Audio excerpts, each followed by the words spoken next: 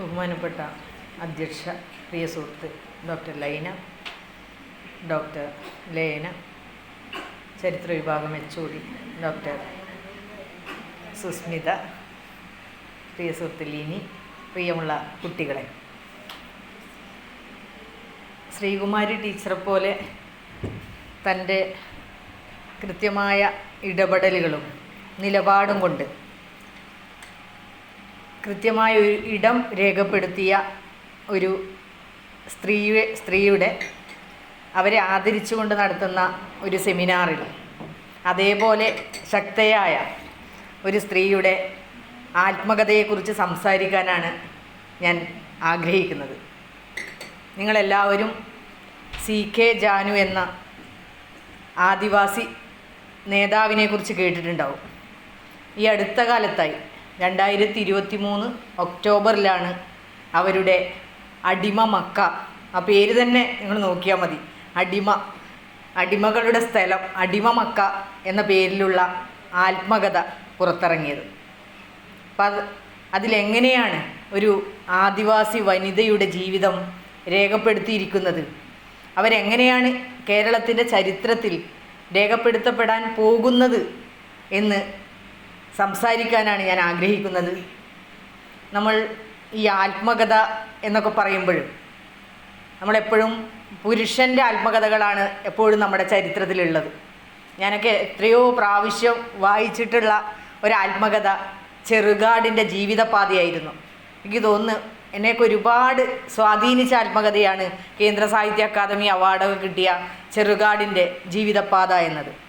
കേരളത്തിലെ കമ്മ്യൂണിസ്റ്റ് പാർട്ടിയുടെ രൂപീകരണവും അതിൻ്റെ പ്രവർത്തനങ്ങളുമൊക്കെ കൃത്യമായി ചെറുകാടിൻ്റെ ജീവിതം പറയുന്നതോടൊപ്പം തന്നെ കമ്മ്യൂണിസ്റ്റ് പാർട്ടിയുടെ ചരിത്രം കൂടി പറയുന്നതായിരുന്നു ചെറുകാടിൻ്റെ ജീവിതപാത എന്ന ആത്മകഥ.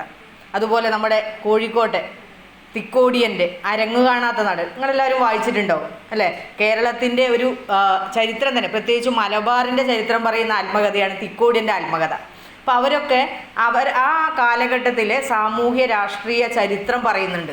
അപ്പോൾ നമ്മൾ ആത്മകഥ എന്ന് പറയുമ്പോൾ എപ്പോഴും ഈ പുരുഷൻ്റെ ആത്മകഥ, ആണുങ്ങളുടെ ആത്മകഥയാണ് സമൂഹത്തിൻ്റെ ചരിത്രമായിട്ട് മാറുന്നത്. അപ്പോൾ നമ്മൾ എവിടെയും സ്ത്രീകളുടെ ആത്മകഥകളെക്കുറിച്ച് അങ്ങനെ കേട്ടിട്ടില്ല.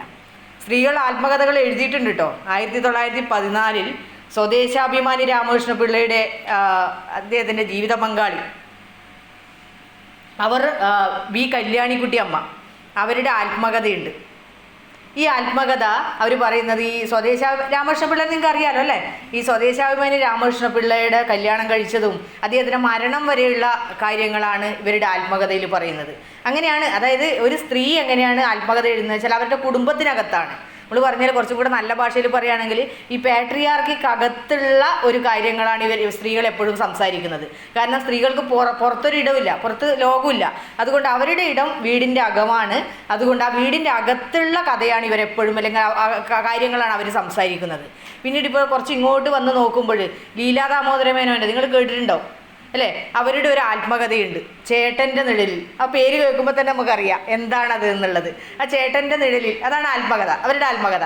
അപ്പം അതിനപ്പുറം പിന്നെ ഞാൻ എല്ലാ ഉദാഹരണങ്ങളിലേക്കൊന്നും ദേവകി നിലയങ്കോടിൻ്റെ ആത്മകഥയുണ്ട്, അങ്ങനെ ഒരുപാട് ആത്മകഥകളുണ്ട്. പക്ഷേ ഈ ആത്മകഥകളുടെയൊക്കെ ഒരു പ്രത്യേകത എന്ന് പറയുന്നത് നമ്മുടെ സ്ത്രീയെ എവിടെയാണോ അടയാളപ്പെടുത്തിയിട്ടുള്ളത് അവിടെയാണ് അവർ നിൽക്കുന്നത്. അതായത് സ്ത്രീയെ നമ്മുടെ പൊതുസമൂഹം അല്ലെങ്കിൽ പാട്രിയാർക്കി എവിടെയാണോ അടയാളപ്പെടുത്തിയത് അവിടെയൊക്കെയാണ് അവർ നിൽക്കുക. അവരുടെ എഴുത്തും അവരുടെ ചിന്തയും നിൽക്കുന്നത് ആ ഒരു ഇടങ്ങളിൽ മാത്രമാണ്. അപ്പോൾ അതിനെയൊക്കെ ഭേദിച്ചു കൊണ്ടുവന്ന ഒരു ആത്മകഥയാണ് ഇവരുടെ അടിമമക്ക എന്നുള്ള CK ജാനുവിൻ്റെ അടിമമക്ക എന്നുള്ള ആത്മകഥ. നിങ്ങൾ കുട്ടികൾ എന്തായാലും വായിച്ചിരിക്കേണ്ട ഒരു ആത്മകഥയാണത്. ഞാൻ അതിൻ്റെ ഒരു ചുരുക്കം പറയാം, അപ്പോൾ നിങ്ങൾക്ക് മനസ്സിലാവും എന്താണ് CK ജാനു എന്നുള്ളത്. അവരിപ്പോഴും ജീവിച്ചിരിക്കുന്ന വളരെ ക്രിയാത്മകമായിട്ട് ആദിവാസി പ്രശ്നങ്ങളിലൊക്കെ ഇടപെടുന്ന ആദിവാസി നേതാവാണ് CK ജാനു. അപ്പോൾ അവരുടെ ഈ ആത്മകഥയുടെ ഒരു പ്രധാനപ്പെട്ട പ്രത്യേകത എന്ന് പറയുന്നത് ഇതിലാദ്യം തന്നെ അവരുടെ ഒരു വീടിൻ്റെ ഒരു ചരിത്രം, അല്ലെങ്കിൽ വീടിൻ്റെ അവരുടെ അടിയ സമുദായത്തിനെ കുറിച്ച് പറയുന്നുണ്ട്. ഇവർ മാനന്തവാടിയിൽ, വയനാട്ടിലെ മാനന്തവാടിയിലെ തിരുനെല്ലി എന്നുള്ള പ്രദേശം നിങ്ങൾ കേട്ടിട്ടുണ്ടാവുമല്ലോ. ആ തിരുനെല്ലി പ്രദേശത്തുള്ള തൃശ്ശിലേരി എന്ന് പറഞ്ഞൊരു വില്ലേജിലാണ്, ഗ്രാമപ്രദേശത്താണ് ഇവർ ജനിച്ചത്. അപ്പോൾ അവർ 1970 വളരെ അടുത്ത കാലത്താണ്, 1970 അവർ ജനിച്ചത്. അപ്പോൾ അവർ ജനിച്ചപ്പോൾ അവർ പറയുന്നത് ഇവരുടെ ഈ ഗോത്രവിഭാഗത്തിൻ്റെ പേര് തന്നെ അടിയർ എന്നാണ്. അപ്പം അതിന് കാരണം പറഞ്ഞത് ഈ വിഭാഗം വളരെ കാലം മുമ്പ് തന്നെ ഈ ജന്മിമാരുടെ കീഴിൽ അടിമ ജോലി എടുത്തിരുന്നവരാണ്. അപ്പോൾ അടിമ ജോലി എടുത്തത് കൊണ്ടായിരിക്കാം അവരെ പിന്നീട് അടിയർ എന്ന് രേഖപ്പെടുത്തിയത്. പിന്നീട് നമ്മുടെ കൊളോണിയൽ സെൻസസിലൊക്കെ പിന്നീട് അടിയർ എന്ന് രേഖപ്പെടുത്തുക അവരുടെ തൊഴിലിനെ സൂചിപ്പിക്കുന്ന രീതിയിൽ. അപ്പോൾ ആ ഒരു അടിയ വിഭാഗത്തിൽപ്പെട്ടത് കൊണ്ട് തന്നെ ഇവരതിൻ്റെ ചില കഥകൾ പറയുന്നുണ്ട്. രാവിലെ 6 മണിക്ക് എണീറ്റ് ജന്മിയുടെ പാടത്ത് പണിയെടുക്കാൻ തുടങ്ങിയാൽ രാത്രി വരെ പണിയാണ്. ആ പണിയെടുത്തിട്ട് രാത്രി വീട്ടിലെത്തിയാൽ ഭക്ഷണമൊന്നും കഴിക്കാനുണ്ടാവില്ല. അതേപോലെ കിടന്നുറങ്ങി രാവിലെ ആകുമ്പോഴേക്കും ജന്മിയുടെ കാര്യസ്ഥം വന്ന് ഇവരെ വിളിക്കുകയാണ്, പണിക്ക് വിളിക്കുകയാണ്. അങ്ങനെ ഒരു ജന്മിത്വത്തിൻ്റെ എല്ലാ കൊടും ക്രൂരതകൾ അനുഭവിച്ചതായിരുന്നു ഇവരുടെ ബാല്യകാലം. അവർ സ്കൂളിലൊന്നും പോയിട്ടില്ല. സ്കൂളിൽ പോകുന്നതൊന്നും അവരെ ചിന്തയിലേ ഇല്ല കേട്ടോ. അവരെ പ്രധാനപ്പെട്ട ആവശ്യം തന്നെ ഭക്ഷണമാണ്. ആ ഭക്ഷണം കിട്ടൂല. അങ്ങനെ പറയുന്നത് 6ാമത്തെ വയസ്സിൽ അവരൊരു ജന്മിയുടെ വീട്ടിൽ പാത്രം കഴുകാനൊക്കെ, അങ്ങനെയുള്ള പാത്രം കഴുകുക, വിറക് വെള്ളം കോരുക, വിറക് കിട്ടുക, അങ്ങനെയുള്ള പണിക്ക് 6ാമത്തെ വയസ്സിലാണ്. നിങ്ങൾ ആലോചിച്ച് നോക്ക്, നമ്മളെ കുട്ടികളെയൊക്കെ നമ്മൾ 6ാമത്തെ വയസ്സിൽ എന്താ ചെയ്യുക അല്ലേ? 1-ാം ക്ലാസ്സിൽ ചേർക്കണോ? ചേരുമ്പോൾ ഒന്നിച്ച് അമ്മ പോയിട്ട് അവിടെ പുന്നാരിച്ചിരിക്കുന്ന ഒരു കാലത്താണ് ഇവർ 6ാമത്തെ വയസ്സിൽ ഭക്ഷണത്തിന് വേണ്ടിയിട്ട് ഒരു ജന്മിയുടെ വീട്ടിൽ പണിക്ക് പോകുന്നത്. അപ്പോൾ അവിടെ പോയപ്പോൾ അവരവരുടെ അനിയത്തിയും പോകുന്നുണ്ട്. 2 പേരും കൂടിയാണ് അവിടെ പണിക്ക്. അപ്പോൾ അവർ പറയുന്നത് അവിടുന്ന് കൂലിയൊന്നും തരൂല, പഴങ്കഞ്ഞിയാണ് എല്ലാ ദിവസവും തരുന്നത്. കൂലിയായിട്ട് പഴങ്കഞ്ഞി തരും. അപ്പോൾ ഒരു ദിവസം ഇവരെ നെല്ല് പുഴുങ്ങുകയാണ്. ഇവർക്ക് നെല്ല് പുഴുങ്ങാൻ ഇവരെ ഏൽപ്പിച്ചു. അപ്പോൾ നെല്ല് പുഴുങ്ങിയിട്ട് ഇവരത് നെല്ല് പുഴുങ്ങിയിട്ട് അത് എടുത്ത് വെക്കുന്നില്ല ഇവർ. അപ്പോൾ ജന്മിയുടെ ഭാര്യ വന്നിട്ട് ഇവരോട് ചോദിക്കുകയാണ്, എന്താ നിങ്ങൾ ഇത് നെല്ല് പുഴുങ്ങിയിട്ട് അത് കേടായി പോവില്ലേ? അധികം വെന്തുപോലെ കേടാവുമല്ലോ, നിങ്ങൾ എന്താ ഒന്നും ചെയ്യാത്തെന്ന് വെച്ചാൽ ഇവർ പറയുന്നത്, നിങ്ങൾ ദോശ തിന്നുമ്പോൾ ഞങ്ങൾക്ക് പഴങ്കഞ്ഞിയല്ലേ തരുന്നത്, അതുകൊണ്ട് നിങ്ങളുടെ പണി നിങ്ങൾ തന്നെ ചെയ്തു തോന്നും. 6 വയസ്സുള്ള കുട്ടിയാട്ടോ പറയുന്നത്. അവരുടെ ഒരു സ്വാതന്ത്ര്യ ബോധമാണത്. 6ാമത്തെ വയസ്സിലൊരു കുട്ടി ജന്മിയുടെ ഭാര്യയോട് പറയാണ്, നിങ്ങളെ പണി നിങ്ങൾ തന്നെ ചെയ്തോ, കാരണം ദോശ എന്നത് നിങ്ങളാണല്ലോ അല്ല. നമുക്ക് കേൾക്കുമ്പോൾ വളരെ ചെറുതായിട്ട് തോന്നും. പക്ഷെ 6 വയസ്സുള്ള ഒരു കുട്ടിയുടെ അവരുടെ ഒരു ശരിക്കും വലിയൊരു അതായത് നിലവിലുള്ള വ്യവസ്ഥിതിക്കെതിരെ ഒരു ചെറിയ പെൺകുട്ടി ആലോചിക്കുന്നതാണ്. പിന്നെ അവർ പറയുന്നത് 7ാമത്തെ വയസ്സിൽ അവരവിടെ ഒരു വെള്ളമുണ്ടയിൽ അതൊരു ടീച്ചറുടെ വീട്ടിൽ, ഒരു വെള്ളമുണ്ട ഹൈസ്കൂളിൽ ഒരു ടീച്ചർ, മേരിക്കുട്ടി എന്ന് പറഞ്ഞൊരു ടീച്ചറുടെ വീട്ടിൽ അവർ പണിക്ക് കുട്ടീനെ നോക്കാൻ പോവുകയാണ്. പണ്ട് കുട്ടികളെ നോക്കാൻ ആൾക്കാർ ചെറിയ കുട്ടികളാണ്. അങ്ങനെ 7ാമത്തെ വയസ്സിൽ ഇവർ അവിടെ പോയപ്പോൾ ഇവർ പറയുകയാണ്, ശരിക്കും ഒരു സ്വാതന്ത്ര്യം അല്ലെങ്കിൽ ഒരു നല്ല ഭക്ഷണം എന്നൊക്കെ നല്ല വസ്ത്രം എന്നൊക്കെ അനുഭവിച്ചത് ആ വീട്ടിൽ പോയിട്ടാണ്. മേരിക്കുട്ടി ടീച്ചർ തിരുവിതാംകൂറിൽ നിന്ന് വന്നവരാണ്. അപ്പോൾ അവരുടെ വീട്ടിൽ വലിയ സ്വാതന്ത്ര്യമായിരുന്നു. അവരുടെ മൂത്ത മകളൊക്കെ ഇവരുടെ സമപ്രായക്കാരാണ്. പിന്നെ ടീച്ചർ വെള്ളമുണ്ടയിലത്തെ ഒരു തിയേറ്ററിൽ ടാക്കീസിൽ, നാട്ടിലും പുറത്ത് ടാക്കീസാണല്ലോ, അപ്പോൾ ടാക്കീസിൽ സിനിമ കാണാനൊക്കെ പോകുമ്പോൾ അങ്ങനെ ഇവർ ആദ്യമായിട്ട് ജയഭാരതിയുടെ ചെമ്പരത്തി എന്നുള്ള സിനിമ കണ്ടു. ഇവർക്ക് മറ്റ് സാധാരണഗതിയിൽ അതിനൊരു സാധ്യതയില്ല. അപ്പോൾ ഇവർ കുറച്ചും കൂടെ സ്വാതന്ത്ര്യമൊക്കെ അനുഭവിക്കുകയാണ്. അത് കഴിഞ്ഞ് പിന്നെ മേരിക്കുട്ടി ടീച്ചർ അവിടുന്ന് ട്രാൻസ്ഫർ ആയിട്ട് പോവുകയാണ്. അതോടുകൂടി അവരുടെ ആ സ്വർഗ്ഗലോകം അവസാനിച്ചു കേട്ടോ. പിന്നെ വീണ്ടും ഇവിടത്തേക്ക് പണിക്ക് ജന്മിയുടെ അവിടെ തന്നെ പണിക്ക് വരുവാണ്. പിന്നെ അത് കഴിഞ്ഞിട്ട് ഇവരൊരു നിങ്ങളെ സ്ട്രഗിളിങ്ങിൻ്റെ ഒരു ലോകമാണ്. പിന്നെ അതിൽ അവരൊരു ഇത് പറയുന്നത് 13ാമത്തെ വയസ്സിൽ ഇവർ എന്താ പറയുക, നമ്മുടെ മെൻസ്ട്രേഷൻ ഉണ്ടല്ലോ അല്ലേ, അങ്ങനെ പീരീഡ്സ് ആവുന്നു. അതൊക്കെ വലിയ ആഘോഷമാണ്. ഇങ്ങനെ ഈ ഗോത്ര വിഭാഗങ്ങളുടെ ഇടയിൽ ഇങ്ങനെയുള്ള ഇതൊക്കെ വലിയ ആഘോഷങ്ങളായിട്ടൊക്കെ നടത്തപ്പെട്ടു. ദാരിദ്ര്യമാണ്, പക്ഷേ ദാരിദ്ര്യം ഉണ്ടെങ്കിലും ഇങ്ങനെയുള്ള ആഘോഷങ്ങൾക്കൊന്നും കുറവുണ്ടായിരുന്നില്ല. കടം മേടിച്ചിട്ടൊക്കെ അതിന് വേണ്ടി പണം ചെലവാക്കിയതിനെക്കുറിച്ചൊക്കെ സി കെ ജാനു പറയുന്നുണ്ട്. അപ്പോൾ അത് കഴിഞ്ഞിട്ട് 13ാമത്തെ പിന്നെ അത് കഴിഞ്ഞ് അവരെ കാണുന്നതെന്ന് വെച്ചാൽ 1985 അവർ കമ്മ്യൂണിസ്റ്റ് പാർട്ടിയിൽ ചേർന്ന് പ്രവർത്തിക്കുകയാണ്. ഇതാണ്. അപ്പോൾ കമ്മ്യൂണിസ്റ്റ് പാർട്ടി എന്ന് പറഞ്ഞാൽ താഴേക്കിടയിലുള്ള ആളുകളുടെ ഇടയിൽ ജന്മിത്വത്തിനൊക്കെ എതിരെ പ്രവർത്തിക്കുന്ന ഒരു പാർട്ടി എന്ന രീതിയിൽ മറ്റെല്ലാ തൊഴിലാളി വിഭാഗങ്ങൾ അതിൽ പങ്കെടുക്കുന്നത് പോലെ തന്നെ, പങ്കാളിത്തം വഹിക്കുന്നത് പോലെ തന്നെ സി കെ ജാനുവും അതിൽ ചേരുവാണ്, കമ്മ്യൂണിസ്റ്റ് പാർട്ടി ചേരുവാണ്. ലോറിയിൽ കയറിയിട്ട് ഇവർ കമ്മ്യൂണിസ്റ്റ് പാർട്ടിയുടെ ജാഥയിലൊക്കെ പങ്കെടുക്കുന്നതിനെ കുറിച്ചിട്ടൊക്കെ ഇവർ പറയുന്നുണ്ട്. അപ്പോൾ ജാഥക്ക് പോയിട്ട് വന്നിട്ട് വിശന്നിരിക്കണം, അങ്ങനെയുള്ള വളരെ തിക്തായിട്ടുള്ള അനുഭവങ്ങളാണ്. അപ്പോൾ നമ്മൾ ഇവരുടെ ഈ ആത്മകഥ വായിക്കുമ്പോൾ നമ്മൾ വിചാരിക്കുക ഇവരെന്താണ് ഇങ്ങനെ എല്ലാറ്റിനെയും വളരെ കുറ്റമായിട്ട് കാണുന്നത് അല്ലേ? പക്ഷെ അത് കുറ്റം എന്താണ്, അവരുടെ ജീവിത സാഹചര്യം അങ്ങനെയാണ്. അവർ ജാഥയ്ക്ക് പോവുകയാണ്. ജാഥയ്ക്ക് ലോറിയിലൊക്കെ കയറിയിട്ട് ജാഥയ്ക്ക് പോയിട്ട് തിരിച്ച് പാതിരാത്രിക്കൊക്കെ വരുമ്പോഴേക്കും ഇവർക്ക് വീട്ടിൽ ഭക്ഷണമില്ല. അപ്പോൾ അങ്ങനെ ഭയങ്കര ദാരിദ്ര്യത്തിൻ്റെ അതിനൊന്നും അവർക്കൊരു പരിഹാരം ഉണ്ടാവുന്നില്ല. അതായത് അവർ പറയുന്നത് കമ്മ്യൂണിസ്റ്റ് പാർട്ടി ചേരുന്നത് അവർ കൂലി കൂടുതൽ ആവശ്യപ്പെട്ടിട്ടാണ്. പക്ഷെ ആ കൂലി കൂടുതൽ ആവശ്യപ്പെട്ടതിൽ 10 രൂപ കൂലി ഉണ്ടെങ്കിൽ 12 രൂപ കൂലിയൊക്കെ കമ്മ്യൂണിസ്റ്റ് പാർട്ടി വാങ്ങി തന്നു. പക്ഷെ ഞങ്ങളുടെ ദാരിദ്ര്യത്തിനോ മറ്റു പ്രശ്നങ്ങൾക്കൊന്നും യാതൊരു പരിഹാരവും ഇതുവഴി ഉണ്ടായില്ല എന്നുള്ള അത് അവരുടെ അനുഭവമായിട്ടാണ് പറയുന്നത്. നമ്മളങ്ങനെ കമ്മ്യൂണിസ്റ്റ് പാർട്ടി എങ്ങനെയാണെന്നുള്ളതിനെ കുറിച്ച് വിശകലനം ചെയ്യാനല്ല ഞാൻ ശ്രമിക്കുന്നത്. അവരുടെ ഒരു എംപിരിക്കലായിട്ടുള്ള വിവരമാണ് അവർ പറയുന്നത്. അപ്പം അങ്ങനെ 13ാമത്തെ വയസ്സിലൊക്കെ ഇവർ ഈ പാർട്ടിയിൽ പ്രവർത്തിക്കുന്നു, പാർട്ടിയുടെ മെമ്പർഷിപ്പൊക്കെ എടുക്കുന്നു. പക്ഷെ അവർ പിന്നെ അതിലൊന്നും തൃപ്തിയാവുന്നില്ല. പിന്നീട് അവർ ചെയ്യുന്നത് 1987 തന്നെ അവരൊരു ഈ ആദിവാസി വിഭാഗങ്ങളുടെ ആദിവാസി വികസന പ്രവർത്തക സമിതി എന്ന് പറഞ്ഞിട്ടൊരു സംഘടന ഉണ്ടാക്കുകയാണ്. അതെ, നിങ്ങൾ ആലോചിച്ച് നോക്കി, ഇതൊക്കെ ഒരു 14ാമത്തെ വയസ്സിലാണ് അവർ ചെയ്യുന്നത്. ഈ 14ാമത്തെ വയസ്സിൽ ആദിവാസി വികസന പ്രവർത്തക സമിതി ഉണ്ടാക്കിയിട്ട് ഇവർ ചെയ്യുന്നതെന്ന് വെച്ചാൽ വിവിധ കോളനികളിൽ പോയിട്ട് അവിടുത്തെ, നിങ്ങൾക്ക് ബോറടിക്കുന്നില്ലല്ലോ അല്ലേ, വിവിധ കോളനികളിൽ പോയിട്ട് അവിടുത്തെ ആളുകളുമായിട്ട് സംസാരിക്കുകയാണ്.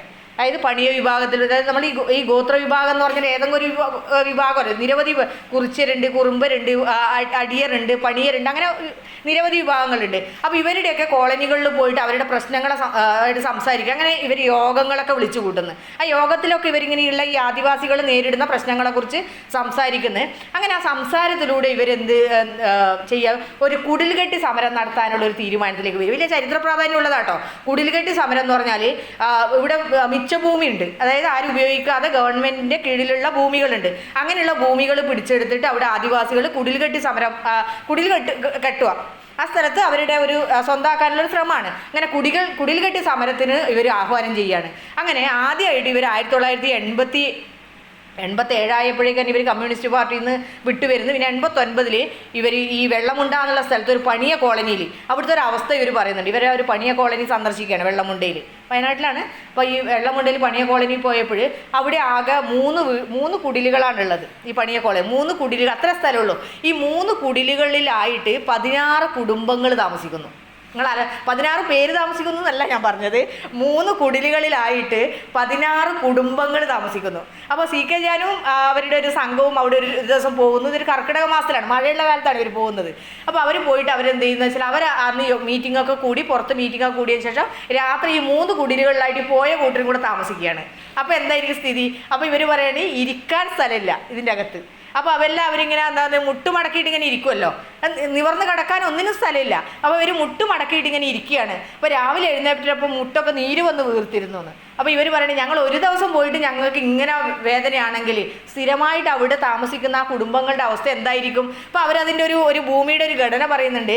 ഈ 3 കുടിലിൻ്റെ അപ്പുറത്ത് പടിഞ്ഞാറ് ഭാഗത്താണെങ്കിൽ ഒരു വലിയ മതിലുണ്ട്, അതിൻ്റെ അപ്പുറത്ത് കുറേ ഏക്കർ സ്ഥലമുണ്ട്. അതായത് ആദിവാസി അല്ലാത്ത ഒരാളുടെ സ്ഥലമാണ്. മതിൽ കെട്ടിയിട്ട് അയാൾ വേർതിരിച്ച് ഇവിടെയാണ് ഈ 3 കുടിലിരിക്കുന്നത്. പിന്നെ ഇതിൻ്റെ ഇപ്പുറത്താണെങ്കിൽ പാടമാണ്. ആ പാടവും ആദിവാസി അല്ലാത്ത ഒരാളുടെ ഭൂമിയാണ്. അപ്പം അതിൽ തന്നെ നമുക്ക് മനസ്സിലാവും ഇവർ എവിടെയാണ് താമസം. ഇവരൊരു പുറമ്പോക്കിലുള്ള ഒരു 3 കുടിൽ കെട്ടിയിട്ട് ഒരു ചെറിയ സ്ഥലത്ത് താമസിക്കുകയാണ്. അപ്പോൾ അങ്ങനെ ജാനുവിൻ്റെ നേതൃത്വത്തിൽ അവരെന്ത് ചെയ്യുന്നത് വെച്ചാൽ വില്ലേജ് ഓഫീസർ, വെള്ളമുണ്ട വില്ലേജ് ഓഫീസറെ ചെന്ന് കാണുന്നു. ഇതൊക്കെ ഈ അടുത്ത കാലത്താണ്, നിങ്ങൾ ആലോചിക്കുക 89 നടക്കുന്നതാണ്. ഇതൊന്നും വളരെ പഴയ ചരിത്രം പറയല്ല നമ്മൾ. അപ്പോൾ വെള്ളമുണ്ട വില്ലേജ് ഓഫീസറെ ചെന്ന് കണ്ടപ്പോൾ അവർ പറയുന്നത് അതൊരു പ്രശ്നത്തിലുള്ള ഭൂമിയാണ്, ഇപ്പുറത്തുള്ള ഈ മതിൽ കെട്ടിയ ഭൂമി പ്രശ്നത്തിലുള്ളതാണ്, നിങ്ങൾക്കത് തരാൻ പറ്റില്ല എന്ന് പറയുന്നത്. അപ്പോൾ ഇവരെന്ത് ചെയ്തു എന്ന് വെച്ചാൽ കുറച്ച് ഈ 16 കുടുംബങ്ങളും കൂടെ പോയിട്ട് അവിടെ കുടിൽ കെട്ടി താമസം തുടങ്ങുകയാണ്. ഓക്കെ.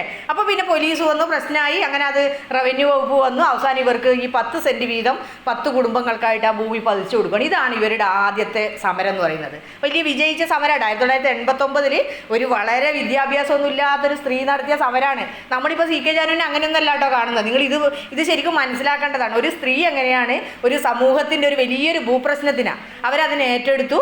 അങ്ങനെ അത് വലിയ 1989 വെള്ളമുണ്ടയിൽ നടത്തിയ അവരുടെ സമരം, കുടിൽകെട്ടി സമരം വിജയിച്ചു. 10 കുടുംബങ്ങൾക്ക് സർക്കാർ ഭൂമി പതിച്ചു കൊടുക്കുകയും ചെയ്തു. വലിയ വിജയമായിരുന്നു. 10 സെൻറ്റ് വീതം ഭൂമി കിട്ടി. ആ 10 സെൻറ്റ് കിട്ടിയവർ മറ്റൊരു ഭൂമി ഇല്ലാത്തവർക്കായിട്ടും അവരുടെ ഭൂമി 2 സെൻറ്റ് 3 സെൻറ്റ് എന്നുള്ള രീതിയിൽ ഇപ്പോൾ അതൊരു കോളനിയാണ്. അവിടെ വെള്ളമുണ്ടയിലുള്ള വേറൊരു പണിയ കോളനിയായിട്ട് അത് മാറിയിരിക്കുകയാണ്. അപ്പോൾ ഞാൻ പറയുന്നത് ഞാൻ നേരത്തെ പറഞ്ഞ അവർ സ്കൂളിലൊന്നും പോയിട്ടില്ല.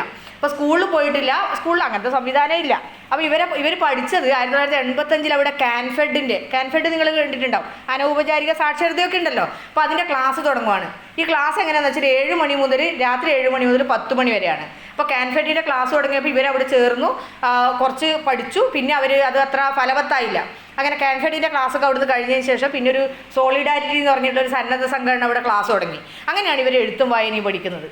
അങ്ങനെ ഈ ഏകദേശം 2-3 വർഷത്തോളം ഇവർ ഈ സോളിഡാരിറ്റി എന്ന സന്നദ്ധ സംഘടന നടത്തിയ സാക്ഷരതാ ക്ലാസ്സിൽ രാത്രി പഠിച്ച് അങ്ങനെയാണ് അവർ എഴുത്തും വായനയൊക്കെ പഠിച്ചു. അങ്ങനെ അവർ വലിയ ലേഖനം എഴുതാനൊന്നും പഠിച്ചിട്ടുണ്ടാവില്ല, പക്ഷെ അവർ അത്യാവശ്യമുള്ള എഴുത്തും വായനയൊക്കെ CK ജാനു അങ്ങനെയാണ് ഇത്തരത്തിലാണ് പഠിക്കുന്നത്. നിങ്ങൾ ഇതിനൊക്കെ ഒരു ഭീകരതയായിട്ട് ആലോചിക്കേണ്ടത്. നമ്മൾ വളരെ പ്രിവിലേജ് ആയിട്ടുള്ളൊരു സ്ഥലത്താണ് നിൽക്കുന്നത്, വളരെ പ്രിവിലേജ്ഡ് അല്ലേ, ജനിക്കുന്നതിന് വളരെ പ്രിവിലേജ്ഡ് ആയിട്ട്. നമ്മൾ കുറച്ചൊക്കെ ദാരിദ്ര്യവും പ്രശ്നങ്ങളൊക്കെ പറയും, പക്ഷെ ഇതുപോലുള്ള ദാരിദ്ര്യമൊന്നല്ല നമ്മളൊന്നും അനുഭവിക്കുന്നത്. ആണോ? അല്ല, നിങ്ങൾ ആലോചിച്ച് ഇതെല്ലാം ഇത് വേറെ നമുക്കൊരിക്കലും സങ്കല്പിക്കാൻ അതിൻ്റെ അപ്പുറത്തുള്ളതാണ്. അപ്പം ഞാൻ പറയുന്നത്, പിന്നെ ഇവർ കുടിൽ കെട്ടി സമരം നടത്തി. പിന്നെ അങ്ങനെ അതിൻ്റെ തുടർച്ചയായിട്ട് ഇവർ അവിടെ ഒരു ഈ ഞാൻ നേരത്തെ സൂചിപ്പിച്ച ആദിവാസി വികസന പ്രവർത്തക സമിതിയുടെ പ്രവർത്തനങ്ങൾ വ്യാപിപ്പിക്കുന്ന അങ്ങനെ വിവിധ സ്ഥലങ്ങളിലേക്കൊക്കെ ഇവർ ഈ കുടിൽകെട്ടി സമരമായിട്ട് മുന്നോട്ട് പോവുകയൊക്കെ ചെയ്യാണ്.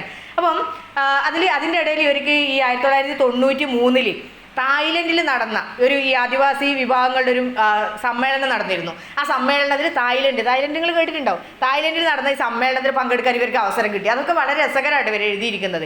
അപ്പോൾ ഇവർ തായ്ലൻഡിൽ പങ്കെടുക്കാൻ ഇവർക്കൊരു ദ്വിഭാഷി, ഇവർക്ക് മലയാളം മാത്രമല്ല അറിയാം സംസാരിക്കാൻ. അപ്പോൾ അവിടുന്ന് ഒരു ദ്വിഭാഷിനെയൊക്കെ ബിജോയ് എന്ന് പറഞ്ഞിട്ട് ഒരാളും കൂടിയുണ്ട്. അങ്ങനെ ഇവർ പോയി ഫ്ലൈറ്റ് കയറാൻ പോയപ്പോഴാണ് ഇവർക്ക് ഇമിഗ്രേഷൻ എന്തോ ഒരു പ്രശ്നം പറയുന്നത്. അപ്പോൾ അത് ക്ലിയർ ചെയ്യാനൊന്നും ഇവർക്ക് അറിയില്ല. കാരണം ഇവർക്കൊന്നും മലയാളം മാത്രമേ അറിയൂ. എയർപോർട്ടിൽ ഈ മലയാളം പറഞ്ഞാൽ റെഡിയാവില്ലല്ലോ, ഡൽഹിയിലാണ്. അപ്പോൾ ഇവർ എല്ലാ ആംഗ്യ ഭാഷയിലാണ് ഫോമൊക്കെ ഫില്ല് ചെയ്യണം. ഇമിഗ്രേഷൻ്റെ കാര്യം ക്ലിയർ ചെയ്യാൻ അവർക്ക് ഫോം ഫില്ല് ചെയ്യണം, ഒരു ആപ്ലിക്കേഷൻ ഫോം ഫില്ല് ചെയ്യണം. അതൊക്കെ ഒരു ആംഗ്യ ഭാഷയിൽ പറഞ്ഞു കൊടുക്കുകയാണ്. അപ്പോൾ ഇവർ പറയണത് എൻ്റെ ആംഗ്യ ഭാഷ എല്ലാവർക്കും മനസ്സിലാവുന്നുണ്ട്. അപ്പോൾ അവർ ആംഗ്യ ഭാഷ പറഞ്ഞ് അവർ ഇമിഗ്രേഷൻ ക്ലിയർ ചെയ്തു. അത് ഒരു സ്ത്രീയുടെ ധൈര്യമായിട്ടാണ് ഞാൻ പറഞ്ഞത്. ഒരു പ്രശ്നത്തിനെ നേരിടാനും അതിനെ സോൾവ് ചെയ്യാനുള്ള ഒരു സ്ത്രീയുടെ ചങ്കൂറ്റത്തിനെയാണ് ഇത് കാണിക്കുന്നത്. അങ്ങനെ അവർ ആംഗ്യ ഭാഷയിൽ, ഒരു ഭാഷ അവർക്ക് അറിയില്ല, അങ്ങനെ അവർ ആംഗ്യ ഭാഷയിലൂടെ തന്നെ ഈ പ്രശ്നം പരിഹരിച്ച് ഇമിഗ്രേഷൻ ക്ലിയർ ചെയ്തതിന് ശേഷം അവർ തായ്ലാൻഡിൽ പോയിട്ട് ആ സമ്മേളനത്തിൽ അവർ പങ്കെടുക്കുകയാണ്. നിങ്ങൾ ആലോചിച്ച് നോക്കിയേ, 1970 ഒന്നുമില്ലാത്ത അടിയ വിഭാഗത്തിൽ ജനിച്ചൊരു സ്ത്രീയാണ് എവിടെ എത്തുന്നത്? തായ്ലാൻഡിലൊരു സമ്മേളനത്തിൽ മലയാളത്തിൽ സംസാരിക്കുന്നത്. പിന്നീട് ഐക്യരാഷ്ട്ര സംഘടനയുടെ മീറ്റിങ്ങിലൊക്കെ ഇവർ പങ്കെടുക്കുന്നുണ്ട്. ആദിവാസി വിഭാഗങ്ങളെ പ്രതികരിച്ചിട്ട് ഇവർ സംസാരിക്കുന്നുണ്ട്. അപ്പം ഞാൻ പറഞ്ഞു വരുന്നത്, പിന്നീട് നമുക്ക് CK ജാനുവിനെ കാണുന്നതെന്ന് വെച്ചാൽ മുഴുവനായിട്ടും ഈ ആദിവാസികളുടെ ഭൂപ്രശ്നത്തിൽ ഇവർ പ്ലാച്ചിമട സമരത്തിൽ ഇവരുടെ പങ്കാളിത്തം ഉണ്ടാവുന്നുണ്ട്. അങ്ങനെ പിന്നെ അതിലേറ്റവും എടുത്തു പറയാവുന്നത് നമ്മുടെ അമ്പുകുത്തി മല, നമ്മുടെ എടക്കൽ ഗുഹയുടെ അതൊക്കെ ഉള്ളതാണ്.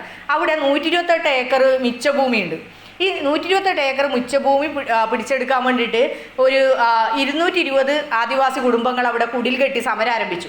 പക്ഷേ ഗവൺമെൻറ് അതിനെ മുഴുവനായിട്ട് അവരെ പുറത്താക്കി.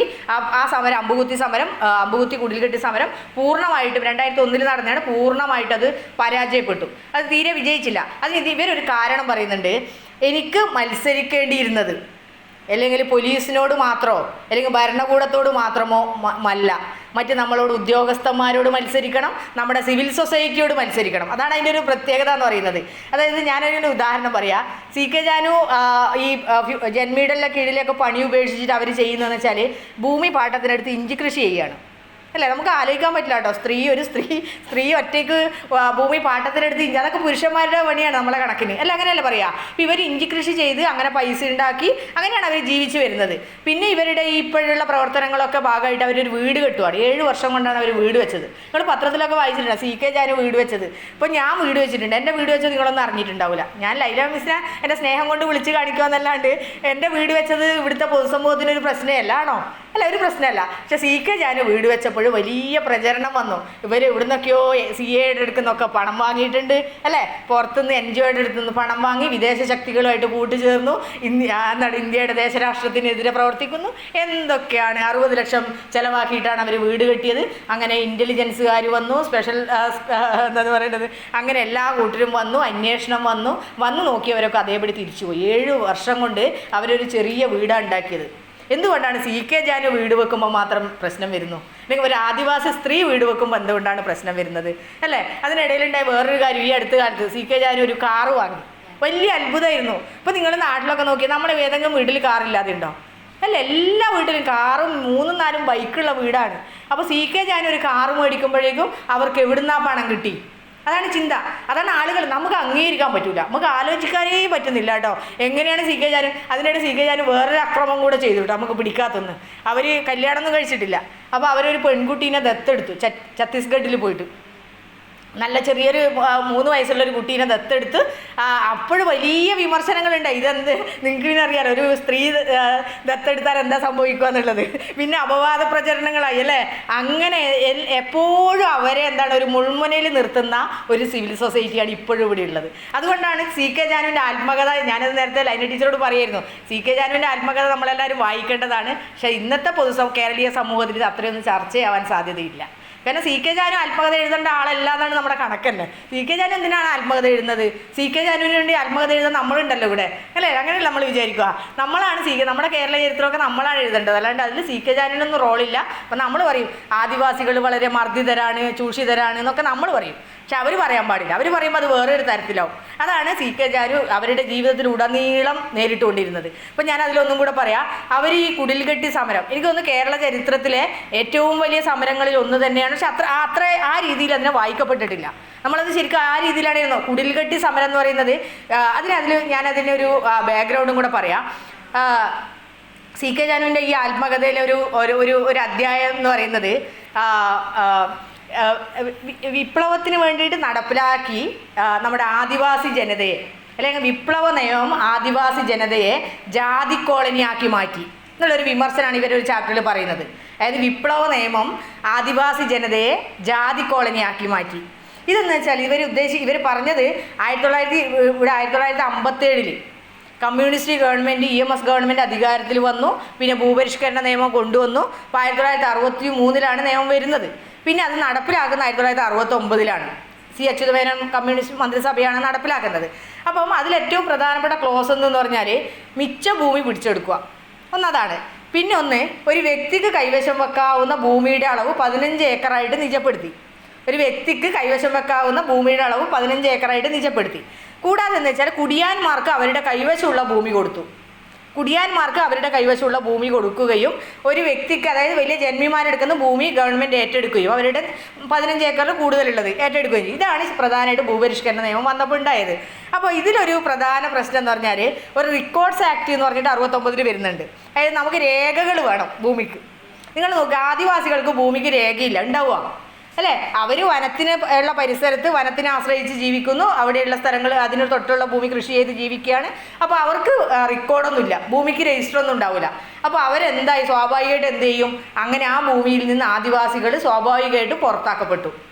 പിന്നെ ജന്മിമാർ നിങ്ങളറിയാം 15 ഏക്കറാണെന്ന് പറഞ്ഞാൽ ഞങ്ങളുടെ നാട്ടിലൊക്കെ ഉണ്ടായിരുന്നു. ജന്മിമാർ 100 ഏക്കർ ഉള്ളവർ അവരുടെ ഭാര്യമാരുടെ പേരിലൊക്കെ ഭൂമിയാക്കി, അല്ല ഓരോ ഭാര്യയുടെ പേരിലും ഓരോ മക്കളുടെ പേരിലൊക്കെ 15 ഏക്കർ ഭൂമിയാക്കി എല്ലാവരും സംരക്ഷിച്ചു. ഞങ്ങളുടെ നാട്ടിലൊരു തമാശ ഉണ്ടായിരുന്നു. അന്ന് ഒരു ബാലകൃഷ്ണൻ അടിയോടി എന്ന് പറഞ്ഞിട്ടുള്ളൊരു അധികാരി ഉണ്ടായിരുന്നു, വില്ലേജ് അധികാരിയാണ്.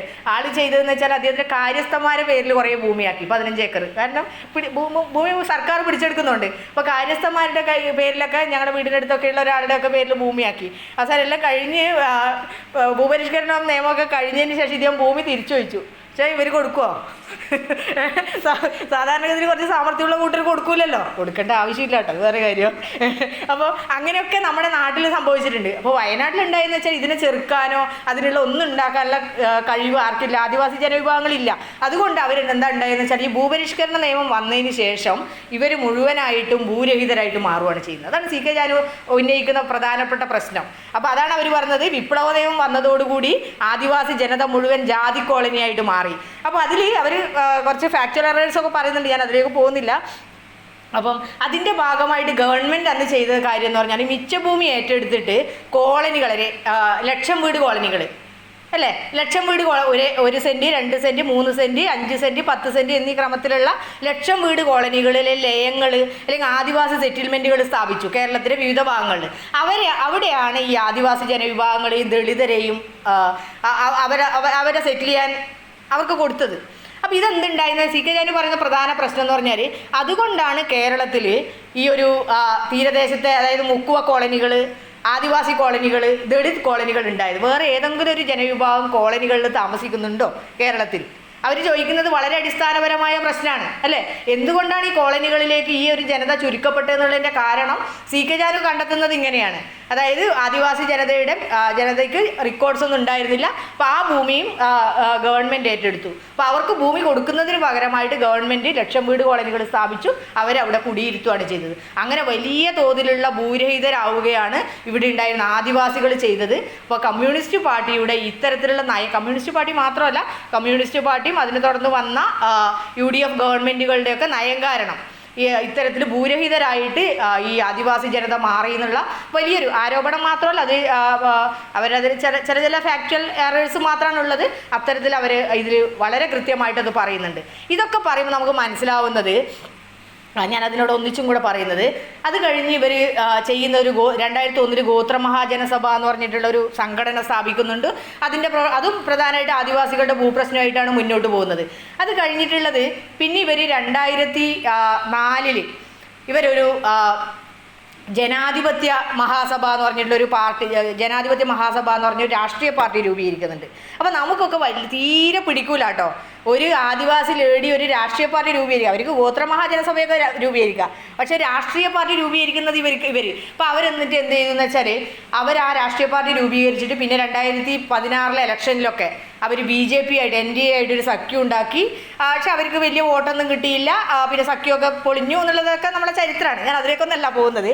അപ്പം ആളുകൾ ഇവരെ കുറിച്ച് പറയുന്നതെന്ന് വെച്ചാൽ അവരെങ്ങനെയാണ്, അവരൊരു കാലത്ത് കമ്മ്യൂണിസ്റ്റ് പാർട്ടിയിൽ അംഗമായിരുന്നു, പിന്നീട് അവർ ഏതിലേക്ക് പോകുന്നു, BJPയിലേക്ക് പോകുന്നു. നമുക്ക് ഉൾക്കൊള്ളാൻ പറ്റൂല.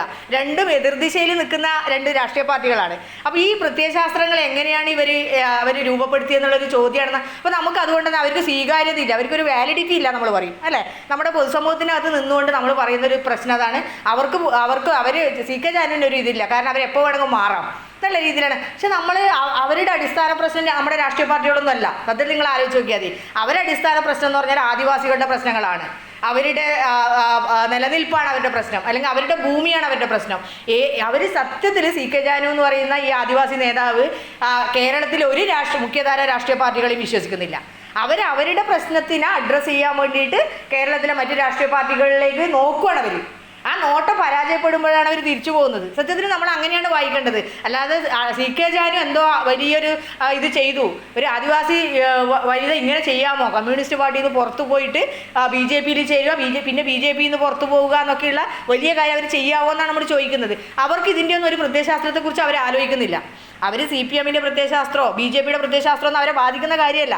അവരെ ബാധിക്കുന്ന ഒരേ ഒരു കാര്യം ആദിവാസികളുടെ ഭൂമി എന്നുള്ളതാണ്. അതുകൊണ്ടാണ് 2003 മുത്തങ്ങ സമരത്തിൽ നിങ്ങൾ കേട്ടിട്ടുണ്ടാവും അല്ലേ, ആൻ്റണി ഗവൺമെൻറ് ഉണ്ടായിരുന്ന കാലത്ത് മുത്തങ്ങ സമരം. അന്നുണ്ടായിരുന്ന ഫെബ്രുവരി 19 വെടിവെപ്പിലാണ് ജോഗി എന്നുള്ള ഒരു ആദിവാസി യുവാവ് കൊല്ലപ്പെട്ടത്. പിന്നെ CK ജാനുവിന്റെ കൊടിയ മർദ്ദനത്തിനിരയാവുന്നുണ്ട്. ഈ കൊടിയ മർദ്ദനത്തിനിരയായി അവർ പോലീസ് ലോക്കപ്പിലാവുന്ന അതിൻ്റെ കഥയൊന്നും ഞാൻ പറയുന്നില്ല. അങ്ങനെ നിരന്തരമായിട്ട് ഈ ഭൂപ്രശ്നത്തിൽ ഇടപെട്ട് കൊണ്ടിരുന്ന ഒരാളായിരുന്നു CK ജാനു എന്നാണ് ഞാൻ പറയാൻ. ശരിക്കും കേരളത്തിൻ്റെ ഭൂമിക്ക് വേണ്ടിയുള്ള ആദിവാസികളുടെ സമരത്തിൻ്റെ ചരിത്രത്തിലെ നിർണായകമായ ചരിത്രം എന്ന് പറയുന്നത് CK ജാനുവിൻ്റെ ചരിത്രം തന്നെയാണ്. അതാണ് നമ്മൾ നോക്കിക്കാണ്ടത്. അവരാദ്യം കുടിൽകെട്ടി സമരം നടത്തുന്നു, പിന്നീട് അത് കഴിഞ്ഞ് നിരവധി സ്ഥലങ്ങളിലായിട്ട് കുടിൽകെട്ടി സമരം നടത്തുന്നു. പിന്നെ മുത്തങ്ങ സമരം പ്രധാനമായിട്ട് വരുന്നു. മുത്തങ്ങ സമരം പൂർണ്ണമായിട്ട് പരാജയപ്പെട്ടു എന്ന് പറയാം. പക്ഷെ നമ്മൾ പൊതുസമൂഹം ആദിവാസികൾക്ക് ഇങ്ങനെയൊക്കെ ഒരു പ്രശ്നമുണ്ട് എന്ന് കുറച്ചും കൂടി ആലോചിക്കാൻ തുടങ്ങിയത് മുത്തങ്ങ സമരത്തോട് കൂടിയിട്ടാണ്, മുത്തങ്ങ വെടിവയ്പ്പോട് കൂടിയിട്ടാണ്. നമ്മൾ പൂർണ്ണമായിട്ട് ആലോചിച്ചതെന്ന് നമുക്ക് പറയണ്ട. പക്ഷെ എന്നാലും നമുക്കൊരു ചിന്ത ഉണ്ടായത് അന്ന് വെടിവയ്പ്പും ശരിയായില്ല, ആന്റണി ഗവൺമെൻറ്റിനെതിരെ വലിയ വിമർശനമൊക്കെ വന്നത് അതിനെ തുടർന്നിട്ടാണ്. പിന്നെ ഇപ്പോൾ 2014 കേരള ചരിത്രത്തിൽ പുതിയൊരു സമരമുഖം അവർ തുറന്നു, നിൽപ്പ് സമരം. നിങ്ങൾ കേട്ടിട്ടുണ്ടാവും. സെക്രട്ടേറിയറ്റ് നടയിൽ നിൽപ്പ് സമരമുണ്ട്. അതായത് ഈ കുടിൽകെട്ടി സമരങ്ങളുമായിട്ട് ബന്ധപ്പെട്ട പ്രശ്നങ്ങളെ പരിഹരിക്കണം, ആദിവാസികളുടെ ഭൂപ്രശ്നം പരിഹരിക്കണം എന്ന് പറഞ്ഞുകൊണ്ട് അവർ 2014 ആരംഭിച്ച സമരമാണ് നിൽപ്പ് സമരം. നിങ്ങൾ ആലോചിച്ച് നോക്കുക, നമ്മൾ എവിടെയും ഇങ്ങനെയുള്ള സമരം AKG മിച്ചഭൂമി സമരമൊക്കെ നടത്തിയിട്ടുണ്ട് കേട്ടോ 60കളിൽ. പക്ഷെ അതല്ല, അതിൽ ഇവർ AKGനെ വിമർശിക്കുന്നുണ്ട്. AKG കൊടികുത്തിയിട്ടാണെന്ന് സമരം നടത്തിയത്, ഞങ്ങൾ അങ്ങനെയല്ല, ഞങ്ങൾ കുടിൽ കെട്ടിയിട്ടാണെന്ന്. അതായത് ഞങ്ങളൊരു അധിവാസ മാതൃക അവിടെ തീർക്കുവാണെന്നാണ് CK ജാനു അതിൽ പറയുന്നത്. അപ്പോൾ അത്തരത്തിൽ ഈ ഒരു ഞാൻ പറയുന്നത്, ഒന്ന് കുടിൽകെട്ടി സമരം നടത്തുന്നു, പിന്നെ അതിൻ്റെ തുടർച്ചയായിട്ട് നിൽപ്പ് സമരം നടത്തുന്നു. അപ്പം അങ്ങനെ നിരന്തരമായിട്ട് ഈ ഭൂപ്രശ്നത്തിനെ അവരുടെ ജീവിതത്തിലേക്ക് തന്നെ അവർ ഏറ്റെടുക്കുകയാണ്. അങ്ങനെ ഒരു സ്ത്രീയെയും നമുക്ക് കേരള ചരിത്രത്തിൽ നോക്കിയാൽ കാണാൻ പറ്റൂല. അതായത് ഇതിലൊരു വേറൊരു കാര്യം ഞാൻ പറയാൻ ആഗ്രഹിക്കുന്നതെന്നറിയോ, നമ്മൾ ഈ പാട്രിയാർക്കി എന്ന് പറയുന്നത്, ഇപ്പം നമ്മൾ കോളേജിൽ നിന്ന് കുറച്ച് വൈകിയാൽ വീട്ടിൽ നിന്ന് വിളിക്കും അല്ലേ, എന്താ എത്തിയില്ലല്ലോ, 7 മണിയായി, ഇവളെവിടെ പോയി, മോളെവിടെ പോയി എന്നൊക്കെ പറഞ്ഞില്ലേ. പക്ഷേ CK ജാനുവിൻ്റെ ജീവിതത്തിൽ അങ്ങനെ ഒന്നും ഇല്ല കേട്ടോ. CK ജാനു രാത്രിയൊക്കെ പരിപാടിക്ക് പോവുകയാണ്, എന്നിട്ട് പാതിരാത്രിക്ക് കുണ്ടും കാടൊക്കെ താണ്ടിയിട്ട് അവർ തിരിച്ച് വീട്ടിലെത്തുവാണ്. ഏത് സമയത്ത് അവർ വളരെ നിർഭയമായിട്ട് നമുക്ക് അത്ഭുതം തോന്നും, ഇതെന്ത് ഇവരെ എന്തൊന്നും ബാധിക്കുന്നില്ല. നമ്മുടെ ഈ ലൈംഗികത എന്ന് പറയുന്ന സാധനം എപ്പോഴും നമ്മളിങ്ങനെ സ്ത്രീകളെപ്പോഴും നോട്ടമിടുന്ന ഒരു സാധനമാണ് ഈ ലൈംഗികത എന്ന് പറഞ്ഞാൽ. അവളാൾ ശരിയല്ല, നമ്മളങ്ങനെയല്ല പറയാ അല്ലേ, അവൾ കുറച്ച് രാത്രിയായാലേ അവൾ അത്ര ശരിയല്ലല്ലോ, അവൾ ഇന്നലെ ഇവിടെ കണ്ടിരുന്നല്ലോ, അത്തരത്തിലാണ് നമ്മുടെ ആലോചന എപ്പോഴും പോകുന്നത്. ഇപ്പോൾ കുറച്ചൊക്കെ മാറ്റം വന്നിട്ടുണ്ട്. അപ്പം CK ജാനുവിൻ്റെ ഏത് ചെറുപ്പകാലം തൊട്ട് അവർക്ക് ആ ഒരു പ്രശ്നമേ ഇല്ല, അവരതിനെക്കുറിച്ച് ആലോചിക്കുന്നില്ല. അവർ സമ്മേളനങ്ങൾക്ക് പോകുന്നു, ലോറിയിൽ കയറി, ഞാൻ പറഞ്ഞ കമ്മ്യൂണിസ്റ്റ് പാർട്ടിയുടെ സമ്മേളനത്തിൽ പോയിട്ട് ലോറിയിൽ കയറിപ്പോയി, പാതിരാത്രിക്ക് വീട്ടിൽ വരുന്നു, പിന്നീടുള്ള ഈ ഗോത്രമഹാജനസഭയുടെ പ്രവർത്തനങ്ങൾക്ക് പോകുന്നു, കുടിൽകെട്ട് സമരത്തിന് പോകുന്നു, എപ്പോഴൊക്കെയോ പോകുന്നു, എപ്പോഴൊക്കെയോ വരുന്നു. അപ്പോൾ അതിനിടയിൽ ഇവരുടെ വീട്ടിലൊരു ചെറിയ പ്രശ്നം പറയുന്നുണ്ട്. ഇവരുടെ ബ്രദർ, ഇവരുടെ ഒരു സഹോദരനുണ്ട്, അദ്ദേഹം പറയുന്നത് അദ്ദേഹത്തിനോട് ഈ ചില ഇവരുടെ ആ പ്രദേശത്ത് ചില പരാമർശങ്ങളൊക്കെ ഉണ്ടാവുന്നു. ഇവൾ രാത്രി എവിടെയാണ് പോകുന്നത്, അവളെന്തോ വേശ്യാവൃത്തിക്ക് പോകുന്നെന്ന്. ഇത് ഞാൻ എഴുതിയ വാക്കാട്ടോ, ഞാൻ പറയുന്നതല്ല, വേശ്യാവൃത്തിക്ക് പോകുന്നതാണെന്നുള്ള ചില എന്താണെന്ന് പറയേണ്ടത്, അവിടെ അങ്ങനെ ഒരു കഥകൾ പ്രചരിക്കുകയാണ്. അപ്പോൾ ഇവർ പറയണം നിങ്ങൾക്ക് ഒരു കാലത്ത് മനസ്സിലാവും ഞാൻ എവിടെയാണ് പോയത് എന്നുള്ളത്. അവരെ വീട്ടിൽ നിന്ന് പോലും ആളുകൾ ഇവർ ഇത് നമ്മുടെ നാട്ടിലെ ഏത് സ്ത്രീയും നേരിടുന്ന ഒരു പ്രശ്നമാണ്. പക്ഷെ ഞാൻ പറഞ്ഞു വന്നത്, അങ്ങനെ ഒരു സാധനം അവരതിനെ അഡ്രസ്സ് ചെയ്തതേ ഇല്ല. അതൊരു കാര്യമായിട്ട് ഈ ലൈംഗികത എന്ന് പറയുന്നത് അവരുടെ ജീവിതത്തിൽ അവരൊരിക്കലും പറയുന്നില്ല, അവരെ ബാധിച്ചിട്ടേ ഇല്ല. അപ്പോൾ അവർ പറയുന്നുണ്ട് ഞാൻ പ്രേമിച്ചിട്ടൊന്നുമില്ല, ഞാൻ ആരെയും കല്യാണം കഴിച്ചിട്ടുമില്ല. വളരെ വളരെ ഇതായിട്ട് അവർ പറയുകയാണ്. എനിക്ക് കേട്ടപ്പോഴാണ് ഭയങ്കര സന്തോഷമായത് കേട്ടോ. സാധാരണ അത്രയും ഇതായിട്ടൊന്നും ആർക്കും പറയാൻ പറ്റൂല. അപ്പോൾ അവർ വളരെ ഇതായിട്ട് പറയുകയാണ് ഞാൻ ആരും പ്രേമിച്ചിട്ടൊന്നുമില്ല, ഞാൻ എനിക്ക് വേണ്ടി ജീവിച്ചിട്ടുമില്ല. സത്യമാണത്. അതുകൊണ്ടാണ് സി കെ ജാനു വീട് വെക്കുമ്പോഴും കാറ് മേടിക്കുമ്പോഴും ഒക്കെ നമ്മളിങ്ങനെ വേവിലാതിപ്പെടുന്നു. കുട്ടീനെ ദത്തെടുക്കുമ്പോഴൊക്കെ നമ്മളിങ്ങനെ വേവിലാതിപ്പെടുന്നു. എന്തൊരു സ്ത്രീയാണ് നമ്മളെ സ്ത്രീ, ഇങ്ങനെയൊന്നല്ലല്ലോ. നമ്മുടെ കാഴ്ചയിലുള്ള സ്ത്രീ എന്ന് പറഞ്ഞാൽ വളരെ കുലീനയായിട്ടുള്ള സ്ത്രീയാണ് അല്ലേ.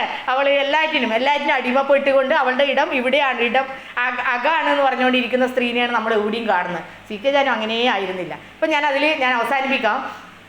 ഇതിൽ പറഞ്ഞു വരുന്നത്, ഈ ഞാൻ നേരത്തെ സൂചിപ്പിച്ച പോലെ ഷർമിള റെഗെ പറയുന്നുണ്ട്, നിങ്ങൾ കേട്ടിട്ടുണ്ടോ, ഫെമിനിസ്റ്റ് എഴുത്തുകാരിയാണ്. ഷർമിള റെഗയുടെ അവരുടെ writing caste and writing gender എന്നുള്ള പുസ്തകത്തിൽ അവർ പറയുന്നുണ്ട്, ഈ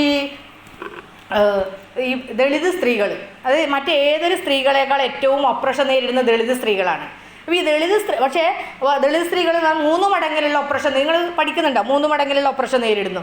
അതിലൊന്ന് പറയലെന്ന് വെച്ചാൽ, ഒന്ന് വീട്ടിനകത്ത് തന്നെയുള്ള പാട്രിയാർക്കി, പുരുഷ മേധാവിത്വം എന്നുള്ള വീട്ടിനകത്തുണ്ട്. പിന്നെ ജാതിയുടെ ഒപ്രഷൻ നേരിടുന്നുണ്ട്. പിന്നെ ഒന്ന് സാമ്പത്തികമായുള്ള പിന്നോക്കാവസ്ഥയുടെ ഒപ്രഷൻ നേരിടുന്നുണ്ട്. അപ്പോൾ നമ്മൾ അതിന് ഒരുപാട് ഉദാഹരണങ്ങളൊക്കെ കൊണ്ട് പഠിപ്പിക്കും. പി കെ റോസി പുല്ലരിയാൻ പോയതും അവൾക്ക് അവിടെ നിന്ന് കിട്ടിയ അങ്ങനെയുള്ള പ്രശ്നങ്ങളൊക്കെ പറയും.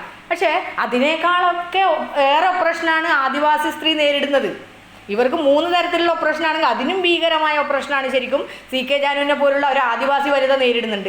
അതാണ് നമ്മൾ നേരത്തെ പറഞ്ഞത്, അവരെ സ്റ്റേറ്റ് അവർ അംഗീകരിക്കുന്നില്ല, നമ്മളെ ഭരണകൂടം ഒരിക്കലും അവർ അംഗീകരിക്കൂല, നമ്മളെ ബ്യൂറോക്രസി അവർ അംഗീകരിക്കൂല, സിവിൽ സൊസൈറ്റി അംഗീകരിക്കൂല. അതുകൊണ്ടാണ് ഞാൻ നേരത്തെ പറഞ്ഞ ഉദാഹരണം വീണ്ടും പറയേണ്ടി വരുന്നത്. അവർ വീട് വെച്ചപ്പോഴും കുട്ടീനെ ദത്തെടുത്തപ്പോഴും ഒക്കെ നമ്മൾ വേവിലാതിപ്പെടുന്നത്. എന്തുകൊണ്ടാണ് സി കെ ജാനു അതിനെ അന്വേഷിക്കാൻ നമ്മൾ പോകുന്നത്? നമുക്കത് അംഗീകരിക്കാൻ പറ്റൂല.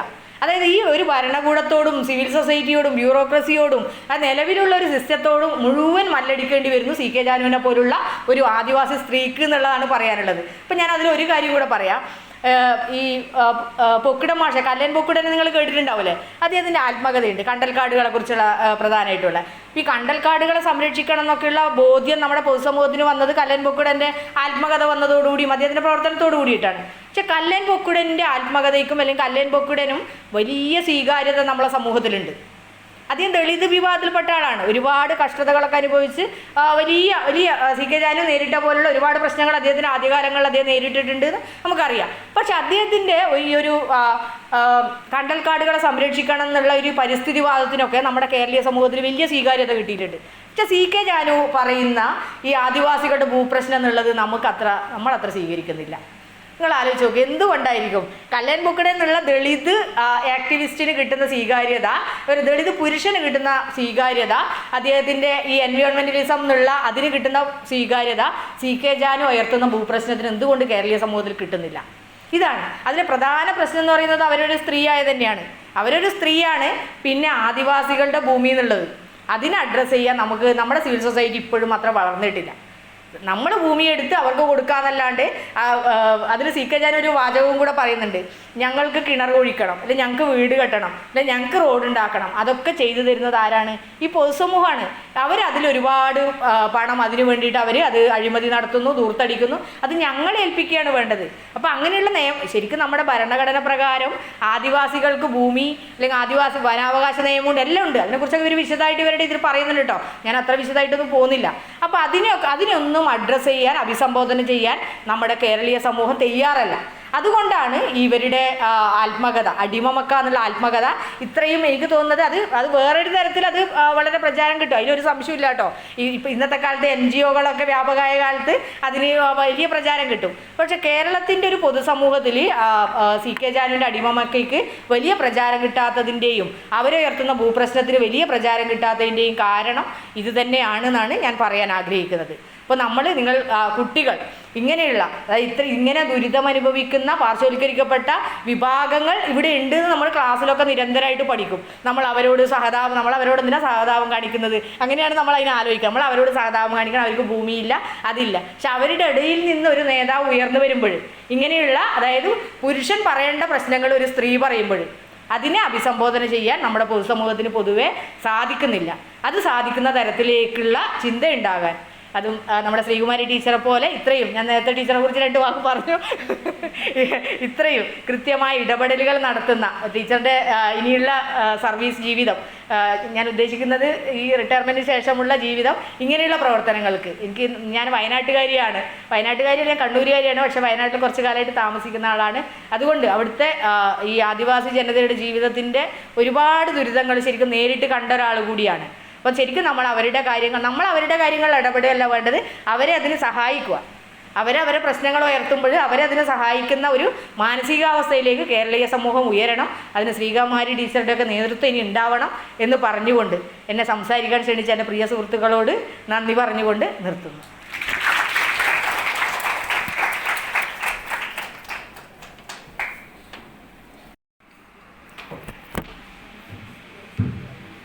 ബഹുമാനപ്പെട്ട അധ്യക്ഷ, പ്രിയ സുഹൃത്ത് ഡോക്ടർ ലൈന, ഡോക്ടർ ലേന, ചരിത്ര വിഭാഗം HOD ഡോക്ടർ സുസ്മിത, പ്രിയ സുഹൃത്ത് ലിനി, പ്രിയമുള്ള കുട്ടികളെ, ശ്രീകുമാരി ടീച്ചറെ പോലെ തൻ്റെ കൃത്യമായ ഇടപെടലുകളും നിലപാടും കൊണ്ട് കൃത്യമായ ഒരു ഇടം രേഖപ്പെടുത്തിയ ഒരു സ്ത്രീയുടെ അവരെ ആദരിച്ചുകൊണ്ട് നടത്തുന്ന ഒരു സെമിനാറിൽ അതേപോലെ ശക്തയായ ഒരു സ്ത്രീയുടെ ആത്മകഥയെക്കുറിച്ച് സംസാരിക്കാനാണ് ഞാൻ ആഗ്രഹിക്കുന്നത്. നിങ്ങളെല്ലാവരും CK ജാനു എന്ന ആദിവാസി നേതാവിനെക്കുറിച്ച് കേട്ടിട്ടുണ്ടാവും. ഈ അടുത്ത കാലത്തായി 2023 ഒക്ടോബറിലാണ് അവരുടെ അടിമമക്ക, ആ പേര് തന്നെ നിങ്ങൾ നോക്കിയാൽ മതി, അടിമകളുടെ സ്ഥലം, അടിമമക്ക എന്ന പേരിലുള്ള ആത്മകഥ പുറത്തിറങ്ങിയത്. അപ്പം അതിലെങ്ങനെയാണ് ഒരു ആദിവാസി വനിതയുടെ ജീവിതം രേഖപ്പെടുത്തിയിരിക്കുന്നത്, അവരെങ്ങനെയാണ് കേരളത്തിൻ്റെ ചരിത്രത്തിൽ രേഖപ്പെടുത്തപ്പെടാൻ പോകുന്നത് എന്ന് സംസാരിക്കാനാണ് ഞാൻ ആഗ്രഹിക്കുന്നത്. നമ്മൾ ഈ ആത്മകഥ എന്നൊക്കെ പറയുമ്പോഴും നമ്മളെപ്പോഴും പുരുഷൻ്റെ ആത്മകഥകളാണ് എപ്പോഴും നമ്മുടെ ചരിത്രത്തിലുള്ളത്. ഞാനൊക്കെ എത്രയോ പ്രാവശ്യം വായിച്ചിട്ടുള്ള ഒരാത്മകഥ ചെറുകാടിൻ്റെ ജീവിതപാതയായിരുന്നു. എനിക്ക് തോന്നുന്നു എന്നെയൊക്കെ ഒരുപാട് സ്വാധീനിച്ച ആത്മകഥയാണ് കേന്ദ്ര സാഹിത്യ അക്കാദമി അവാർഡൊക്കെ കിട്ടിയ ചെറുകാടിൻ്റെ ജീവിതപാത എന്നത്. കേരളത്തിലെ കമ്മ്യൂണിസ്റ്റ് പാർട്ടിയുടെ രൂപീകരണവും അതിൻ്റെ പ്രവർത്തനങ്ങളുമൊക്കെ കൃത്യമായി ചെറുകാടിൻ്റെ ജീവിതം പറയുന്നതോടൊപ്പം തന്നെ കമ്മ്യൂണിസ്റ്റ് പാർട്ടിയുടെ ചരിത്രം കൂടി പറയുന്നതായിരുന്നു ചെറുകാടിൻ്റെ ജീവിതപാത എന്ന ആത്മകഥ. അതുപോലെ നമ്മുടെ കോഴിക്കോട്ടെ തിക്കോടിയൻ്റെ അരങ്ങു കാണാത്ത നാട് നിങ്ങളെല്ലാവരും വായിച്ചിട്ടുണ്ടാവും അല്ലേ? കേരളത്തിൻ്റെ ഒരു ചരിത്രം തന്നെ, പ്രത്യേകിച്ച് മലബാറിൻ്റെ ചരിത്രം പറയുന്ന ആത്മകഥയാണ് തിക്കോടിയൻ്റെ ആത്മകഥ. അപ്പോൾ അവരൊക്കെ ആ കാലഘട്ടത്തിലെ സാമൂഹ്യ രാഷ്ട്രീയ ചരിത്രം പറയുന്നുണ്ട്. അപ്പോൾ നമ്മൾ ആത്മകഥ എന്ന് പറയുമ്പോൾ എപ്പോഴും ഈ പുരുഷൻ്റെ ആത്മകഥ, ആണുങ്ങളുടെ ആത്മകഥയാണ് സമൂഹത്തിൻ്റെ ചരിത്രമായിട്ട് മാറുന്നത്. അപ്പോൾ നമ്മൾ എവിടെയും സ്ത്രീകളുടെ ആത്മകഥകളെക്കുറിച്ച് അങ്ങനെ കേട്ടിട്ടില്ല. സ്ത്രീകളുടെ ആത്മകഥകൾ എഴുതിയിട്ടുണ്ട് കേട്ടോ. 1914 സ്വദേശാഭിമാനി രാമകൃഷ്ണ പിള്ളയുടെ അദ്ദേഹത്തിൻ്റെ ജീവിത പങ്കാളി ബി കല്യാണിക്കുട്ടി അമ്മ, അവരുടെ ആത്മകഥയുണ്ട്. ഈ ആത്മകഥ അവർ പറയുന്നത് ഈ രാമകൃഷ്ണ പിള്ള നിങ്ങൾക്ക് അറിയാലോ അല്ലേ? ഈ സ്വദേശാഭിമാനി രാമകൃഷ്ണ പിള്ളയുടെ കല്യാണം കഴിച്ചതും അദ്ദേഹത്തിൻ്റെ മരണം വരെയുള്ള കാര്യങ്ങളാണ് ഇവരുടെ ആത്മകഥയിൽ പറയുന്നത്. അങ്ങനെയാണ്, അതായത് ഒരു സ്ത്രീ എങ്ങനെയാണ് ആത്മകഥ എഴുതുന്നത് വെച്ചാൽ അവരുടെ കുടുംബത്തിനകത്താണ്. നമ്മൾ പറഞ്ഞാൽ കുറച്ചും കൂടെ നല്ല ഭാഷയിൽ പറയുകയാണെങ്കിൽ ഈ പാട്രിയാർക്കിക്കകത്തുള്ള ഒരു കാര്യങ്ങളാണ് സ്ത്രീകൾ എപ്പോഴും സംസാരിക്കുന്നത്. കാരണം സ്ത്രീകൾക്ക് പുറത്തൊരു ഇടമില്ല, പുറത്ത് ലോകമില്ല. അതുകൊണ്ട് അവരുടെ ഇടം വീടിൻ്റെ അകമാണ്. അതുകൊണ്ട് ആ വീടിൻ്റെ അകത്തുള്ള കഥയാണ് ഇവരെപ്പോഴും, അല്ലെങ്കിൽ കാര്യങ്ങളാണ് അവർ സംസാരിക്കുന്നത്. പിന്നീട് ഇപ്പോൾ കുറച്ച് ഇങ്ങോട്ട് വന്ന് നോക്കുമ്പോൾ ലീലാ ദാമോദര മേനോൻ്റെ നിങ്ങൾ കേട്ടിട്ടുണ്ടോ അല്ലേ? അവരുടെ ഒരു ആത്മകഥയുണ്ട്, ചേട്ടൻ്റെ നിഴലിൽ. ആ പേര് കേൾക്കുമ്പോൾ തന്നെ നമുക്കറിയാം എന്താണത് എന്നുള്ളത്. ആ ചേട്ടൻ്റെ നിഴലിൽ, അതാണ് ആത്മകഥ, അവരുടെ ആത്മകഥ. അപ്പം അതിനപ്പുറം പിന്നെ ഞാൻ എല്ലാ ഉദാഹരണങ്ങളിലേക്കൊന്നും ദേവകി നിലയങ്കോടിൻ്റെ ആത്മകഥയുണ്ട്, അങ്ങനെ ഒരുപാട് ആത്മകഥകളുണ്ട്. പക്ഷേ ഈ ആത്മകഥകളുടെയൊക്കെ ഒരു പ്രത്യേകത എന്ന് പറയുന്നത് നമ്മുടെ സ്ത്രീയെ എവിടെയാണോ അടയാളപ്പെടുത്തിയിട്ടുള്ളത് അവിടെയാണ് അവർ നിൽക്കുന്നത്. അതായത് സ്ത്രീയെ നമ്മുടെ പൊതുസമൂഹം അല്ലെങ്കിൽ പാട്രിയാർക്കി എവിടെയാണോ അടയാളപ്പെടുത്തിയത് അവിടെയൊക്കെയാണ് അവർ നിൽക്കുക. അവരുടെ എഴുത്തും അവരുടെ ചിന്തയും നിൽക്കുന്നത് ആ ഒരു ഇടങ്ങളിൽ മാത്രമാണ്. അപ്പോൾ അതിനെയൊക്കെ ഭേദിച്ചു കൊണ്ടുവന്ന ഒരു ആത്മകഥയാണ് ഇവരുടെ അടിമമക്ക എന്നുള്ള CK ജാനുവിൻ്റെ അടിമമക്ക എന്നുള്ള ആത്മകഥ. നിങ്ങൾ കുട്ടികൾ എന്തായാലും വായിച്ചിരിക്കേണ്ട ഒരു ആത്മകഥയാണത്. ഞാൻ അതിൻ്റെ ഒരു ചുരുക്കം പറയാം, അപ്പോൾ നിങ്ങൾക്ക് മനസ്സിലാവും എന്താണ് CK ജാനു എന്നുള്ളത്. അവരിപ്പോഴും ജീവിച്ചിരിക്കുന്ന വളരെ ക്രിയാത്മകമായിട്ട് ആദിവാസി പ്രശ്നങ്ങളിലൊക്കെ ഇടപെടുന്ന ആദിവാസി നേതാവാണ് CK ജാനു. അപ്പോൾ അവരുടെ ഈ ആത്മകഥയുടെ ഒരു പ്രധാനപ്പെട്ട പ്രത്യേകത എന്ന് പറയുന്നത് ഇതിലാദ്യം തന്നെ അവരുടെ ഒരു വീടിൻ്റെ ഒരു ചരിത്രം അല്ലെങ്കിൽ വീടിൻ്റെ അവരുടെ അടിയ സമുദായത്തിനെ കുറിച്ച് പറയുന്നുണ്ട്. ഇവർ മാനന്തവാടിയിൽ, വയനാട്ടിലെ മാനന്തവാടിയിലെ തിരുനെല്ലി എന്നുള്ള പ്രദേശം നിങ്ങൾ കേട്ടിട്ടുണ്ടാവുമല്ലോ. ആ തിരുനെല്ലി പ്രദേശത്തുള്ള തൃശ്ശിലേരി എന്ന് പറഞ്ഞൊരു വില്ലേജിലാണ്, ഗ്രാമപ്രദേശത്താണ് ഇവർ ജനിച്ചത്. അപ്പോൾ അവർ 1970 വളരെ അടുത്ത കാലത്താണ്, 1970 അവർ ജനിച്ചത്.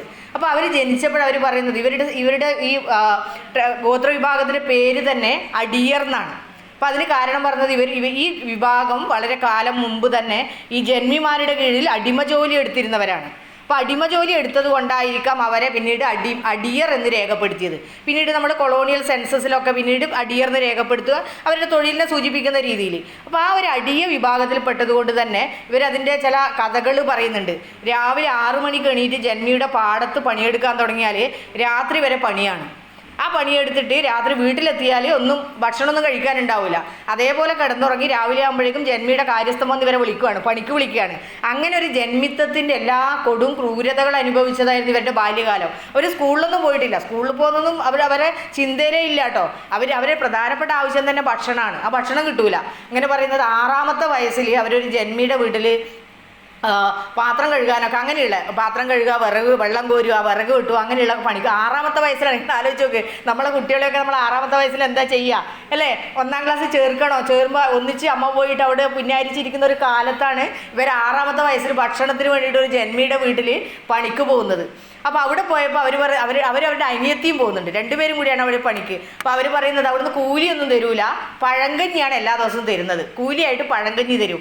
അപ്പോൾ ഒരു ദിവസം ഇവരെ നെല്ല് പുഴുങ്ങുകയാണ്, ഇവർക്ക് നെല്ല് പുഴുങ്ങാൻ ഇവരെ ഏൽപ്പിച്ചു. അപ്പോൾ നെല്ല് പുഴുങ്ങിയിട്ട് ഇവരത് പുഴുങ്ങിയിട്ട് അത് എടുത്ത് വെക്കുന്നില്ല ഇവർ. അപ്പോൾ ജന്മിയുടെ ഭാര്യ വന്നിട്ട് ഇവരോട് ചോദിക്കുകയാണ്, എന്താ നിങ്ങൾ നെല്ല് പുഴുങ്ങിയിട്ട് അത് കേടായി പോകില്ലേ, അധികം വെന്തുപോലെ കേടാവുമല്ലോ, നിങ്ങൾ എന്താ ഒന്നും ചെയ്യാത്തെന്ന് വെച്ചാൽ ഇവർ പറയുന്നത് നിങ്ങൾ ദോശ തിന്നുമ്പോൾ ഞങ്ങൾക്ക് പഴങ്കഞ്ഞിയല്ലേ തരുന്നത്, അതുകൊണ്ട് നിങ്ങളുടെ പണി നിങ്ങൾ തന്നെ ചെയ്തു തോന്നും. 6 വയസ്സുള്ള കുട്ടിയാട്ടോ പറയുന്നത്. അവരുടെ ഒരു സ്വാതന്ത്ര്യ ബോധമാണത്. 6ാമത്തെ വയസ്സിലൊരു കുട്ടി ജന്മിയുടെ ഭാര്യയോട് പറയാണ്, നിങ്ങളെ പണി നിങ്ങൾ തന്നെ ചെയ്തോ, കാരണം ദോശ എന്നത് നിങ്ങളാണല്ലോ അല്ല. നമുക്ക് കേൾക്കും വളരെ ചെറുതായിട്ട് തോന്നും, പക്ഷെ 6 വയസ്സുള്ള ഒരു കുട്ടിയുടെ അവരുടെ ഒരു ശരിക്കും വലിയൊരു അതായത് നിലവിലുള്ള വ്യവസ്ഥിതിക്കെതിരെ ഒരു ചെറിയ പെൺകുട്ടി ആലോചിക്കുന്നതാണ്.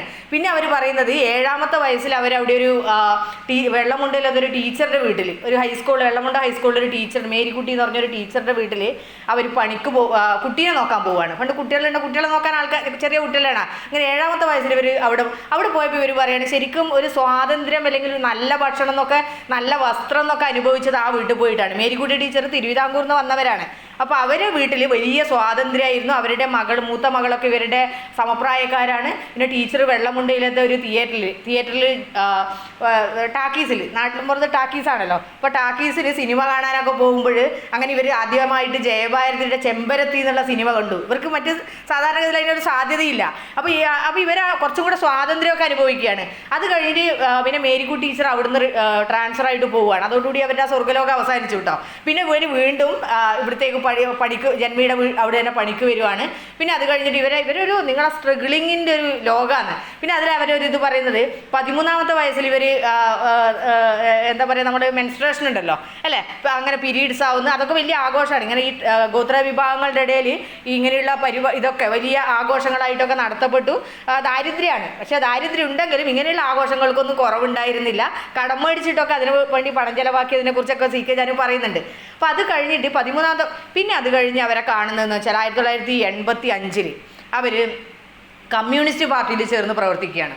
ഇതാണ്. അപ്പോൾ കമ്മ്യൂണിസ്റ്റ് പാർട്ടി എന്ന് പറഞ്ഞാൽ താഴേക്കിടയിലുള്ള ആളുകളുടെ ഇടയിൽ ജന്മിത്വത്തിനൊക്കെ എതിരെ പ്രവർത്തിക്കുന്ന ഒരു പാർട്ടി എന്ന രീതിയിൽ മറ്റെല്ലാ തൊഴിലാളി വിഭാഗങ്ങൾ അതിൽ പങ്കെടുക്കുന്നത് പോലെ തന്നെ, പങ്കാളിത്തം വഹിക്കുന്നത് പോലെ തന്നെ സി കെ ജാനുവും അതിൽ ചേരുവാണ്, കമ്മ്യൂണിസ്റ്റ് പാർട്ടി ചേരുവാണ്. ലോറിയിൽ കയറിയിട്ട് ഇവർ പാർട്ടി കമ്മ്യൂണിസ്റ്റ് പാർട്ടിയുടെ ജാഥയിലൊക്കെ പങ്കെടുക്കുന്നതിനെ കുറിച്ചിട്ടൊക്കെ ഇവർ പറയുന്നുണ്ട്. അപ്പോൾ ജാഥക്ക് പോയിട്ട് വന്നിട്ട് വിശന്നിരിക്കണം, അങ്ങനെയുള്ള വളരെ തിക്തായിട്ടുള്ള അനുഭവങ്ങളാണ്. അപ്പോൾ നമ്മൾ ഇവരുടെ ഈ ആത്മകഥ വായിക്കുമ്പോൾ നമ്മൾ വിചാരിക്കുക ഇവരെന്താണ് ഇങ്ങനെ എല്ലാറ്റിനെയും വളരെ കുറ്റമായിട്ട് കാണുന്നത് അല്ലേ?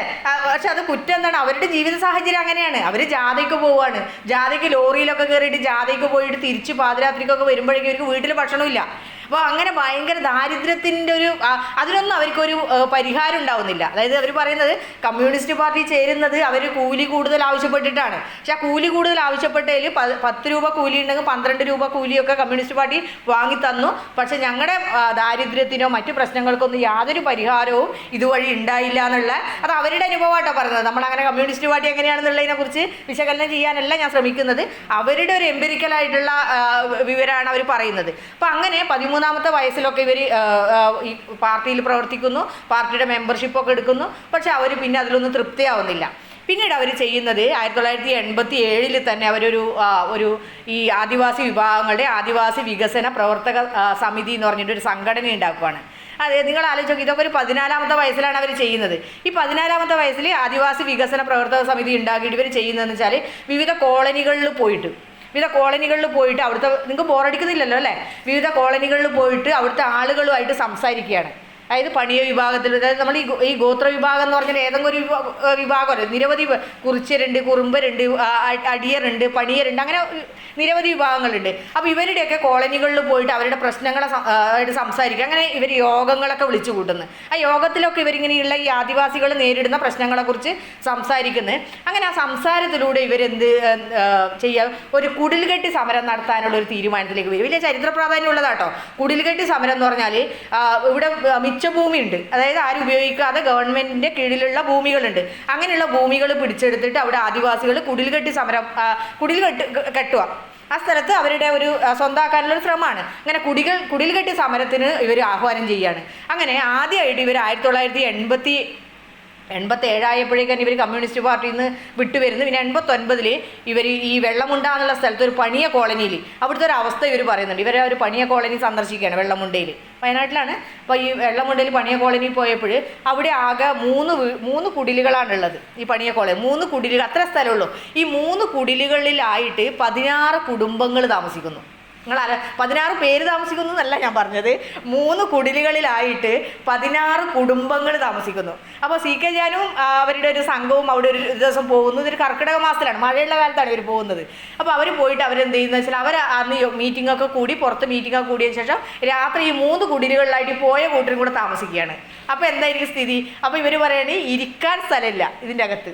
അപ്പോൾ അവരിങ്ങനെ മുട്ടുമടക്കിയിട്ട് ഇങ്ങനെ ഇരിക്കുമല്ലോ, നിവർന്ന് കിടക്കാൻ ഒന്നിനും സ്ഥലമില്ല. അപ്പോൾ ഇവർ മുട്ടുമടക്കിയിട്ട് ഇങ്ങനെ ഇരിക്കുകയാണ്. അപ്പോൾ രാവിലെ എഴുന്നേറ്റപ്പോൾ മുട്ടൊക്കെ നീര് വന്ന് വീർത്തിരുന്നു എന്ന്. അപ്പോൾ ഇവർ പറയണേ ഞങ്ങൾ ഒരു ദിവസം പോയിട്ട് ഞങ്ങൾക്ക് ഇങ്ങനെ വേദനയാണെങ്കിൽ സ്ഥിരമായിട്ട് അവിടെ താമസിക്കുന്ന ആ കുടുംബങ്ങളുടെ അവസ്ഥ എന്തായിരിക്കും? അപ്പോൾ അവരതിൻ്റെ ഒരു ഭൂമിയുടെ ഒരു ഘടന പറയുന്നുണ്ട്. ഈ 3 കുടിലിൻ്റെ അപ്പുറത്ത് പടിഞ്ഞാറ് ഭാഗത്താണെങ്കിൽ ഒരു വലിയ മതിലുണ്ട്, അതിൻ്റെ അപ്പുറത്ത് കുറേ ഏക്കർ സ്ഥലമുണ്ട്. അതായത് ആദിവാസി അല്ലാത്ത ഒരാളുടെ സ്ഥലമാണ്. മതിൽ കെട്ടിയിട്ട് അയാൾ വേർതിരിച്ച് ഇവിടെയാണ് ഈ 3 കുടിലിരിക്കുന്നത്. പിന്നെ ഇതിൻ്റെ ഇപ്പുറത്താണെങ്കിൽ പാടമാണ്. ആ പാടവും ആദിവാസി അല്ലാത്ത ഒരാളുടെ ഭൂമിയാണ്. അപ്പം അതിൽ തന്നെ നമുക്ക് മനസ്സിലാവും ഇവർ എവിടെയാണ് താമസം. ഇവരൊരു പുറമ്പോക്കിലുള്ള ഒരു 3 കുടിൽ കെട്ടിയിട്ട് ഒരു ചെറിയ സ്ഥലത്ത് താമസിക്കുകയാണ്. അപ്പോൾ അങ്ങനെ ജാനുവിൻ്റെ നേതൃത്വത്തിൽ അവരെന്ത് ചെയ്യുന്നത് വെച്ചാൽ വില്ലേജ് ഓഫീസർ, വെള്ളമുണ്ട വില്ലേജ് ഓഫീസറെ ചെന്ന് കാണുന്നു. ഇതൊക്കെ ഈ അടുത്ത കാലത്താണ്, നിങ്ങൾ ആലോചിക്കുക 89 നടക്കുന്നതാണ്, ഇതൊന്നും വളരെ പഴയ ചരിത്രം പറയല്ല നമ്മൾ. അപ്പോൾ വെള്ളമുണ്ട വില്ലേജ് ഓഫീസറെ ചെന്ന് കണ്ടപ്പോൾ അവർ പറയുന്നത് അതൊരു പ്രശ്നത്തിലുള്ള ഭൂമിയാണ്, ഇപ്പുറത്തുള്ള ഈ മതിൽ കെട്ടിയ ഭൂമി പ്രശ്നത്തിലുള്ളതാണ്, നിങ്ങൾക്കത് തരാൻ പറ്റൂല എന്ന് പറയുന്നത്. അപ്പോൾ ഇവരെന്ത് ചെയ്തു എന്ന് വെച്ചാൽ കുറച്ച് ഈ 16 കുടുംബങ്ങളും കൂടെ പോയിട്ട് അവിടെ കുടിൽ കെട്ടി താമസം തുടങ്ങുകയാണ്. ഓക്കെ. അപ്പോൾ പിന്നെ പോലീസ് വന്നു, പ്രശ്നമായി. അങ്ങനെ അത് റവന്യൂ വകുപ്പ് വന്നു. അവസാനം ഇവർക്ക് ഈ 10 സെൻറ്റ് വീതം 10 കുടുംബങ്ങൾക്കായിട്ട് ആ ഭൂമി പതിച്ചു കൊടുക്കണം. ഇതാണ് ഇവരുടെ ആദ്യത്തെ സമരം എന്ന് പറയുന്നത്. വലിയ വിജയിച്ച സമരമാണ്. 1989 ഒരു വളരെ വിദ്യാഭ്യാസമൊന്നും ഇല്ലാത്തൊരു സ്ത്രീ നടത്തിയ സമരമാണ്. നമ്മളിപ്പോൾ CK ജാനുവിനെ അങ്ങനെയൊന്നല്ല കേട്ടോ കാണുന്നത്. നിങ്ങൾ ഇത് ശരിക്കും മനസ്സിലാക്കേണ്ടതാണ്. ഒരു സ്ത്രീ എങ്ങനെയാണ് ഒരു സമൂഹത്തിൻ്റെ ഒരു വലിയൊരു ഭൂപ്രശ്നത്തിനാണ് അവരതിനെ ഏറ്റെടുത്തു.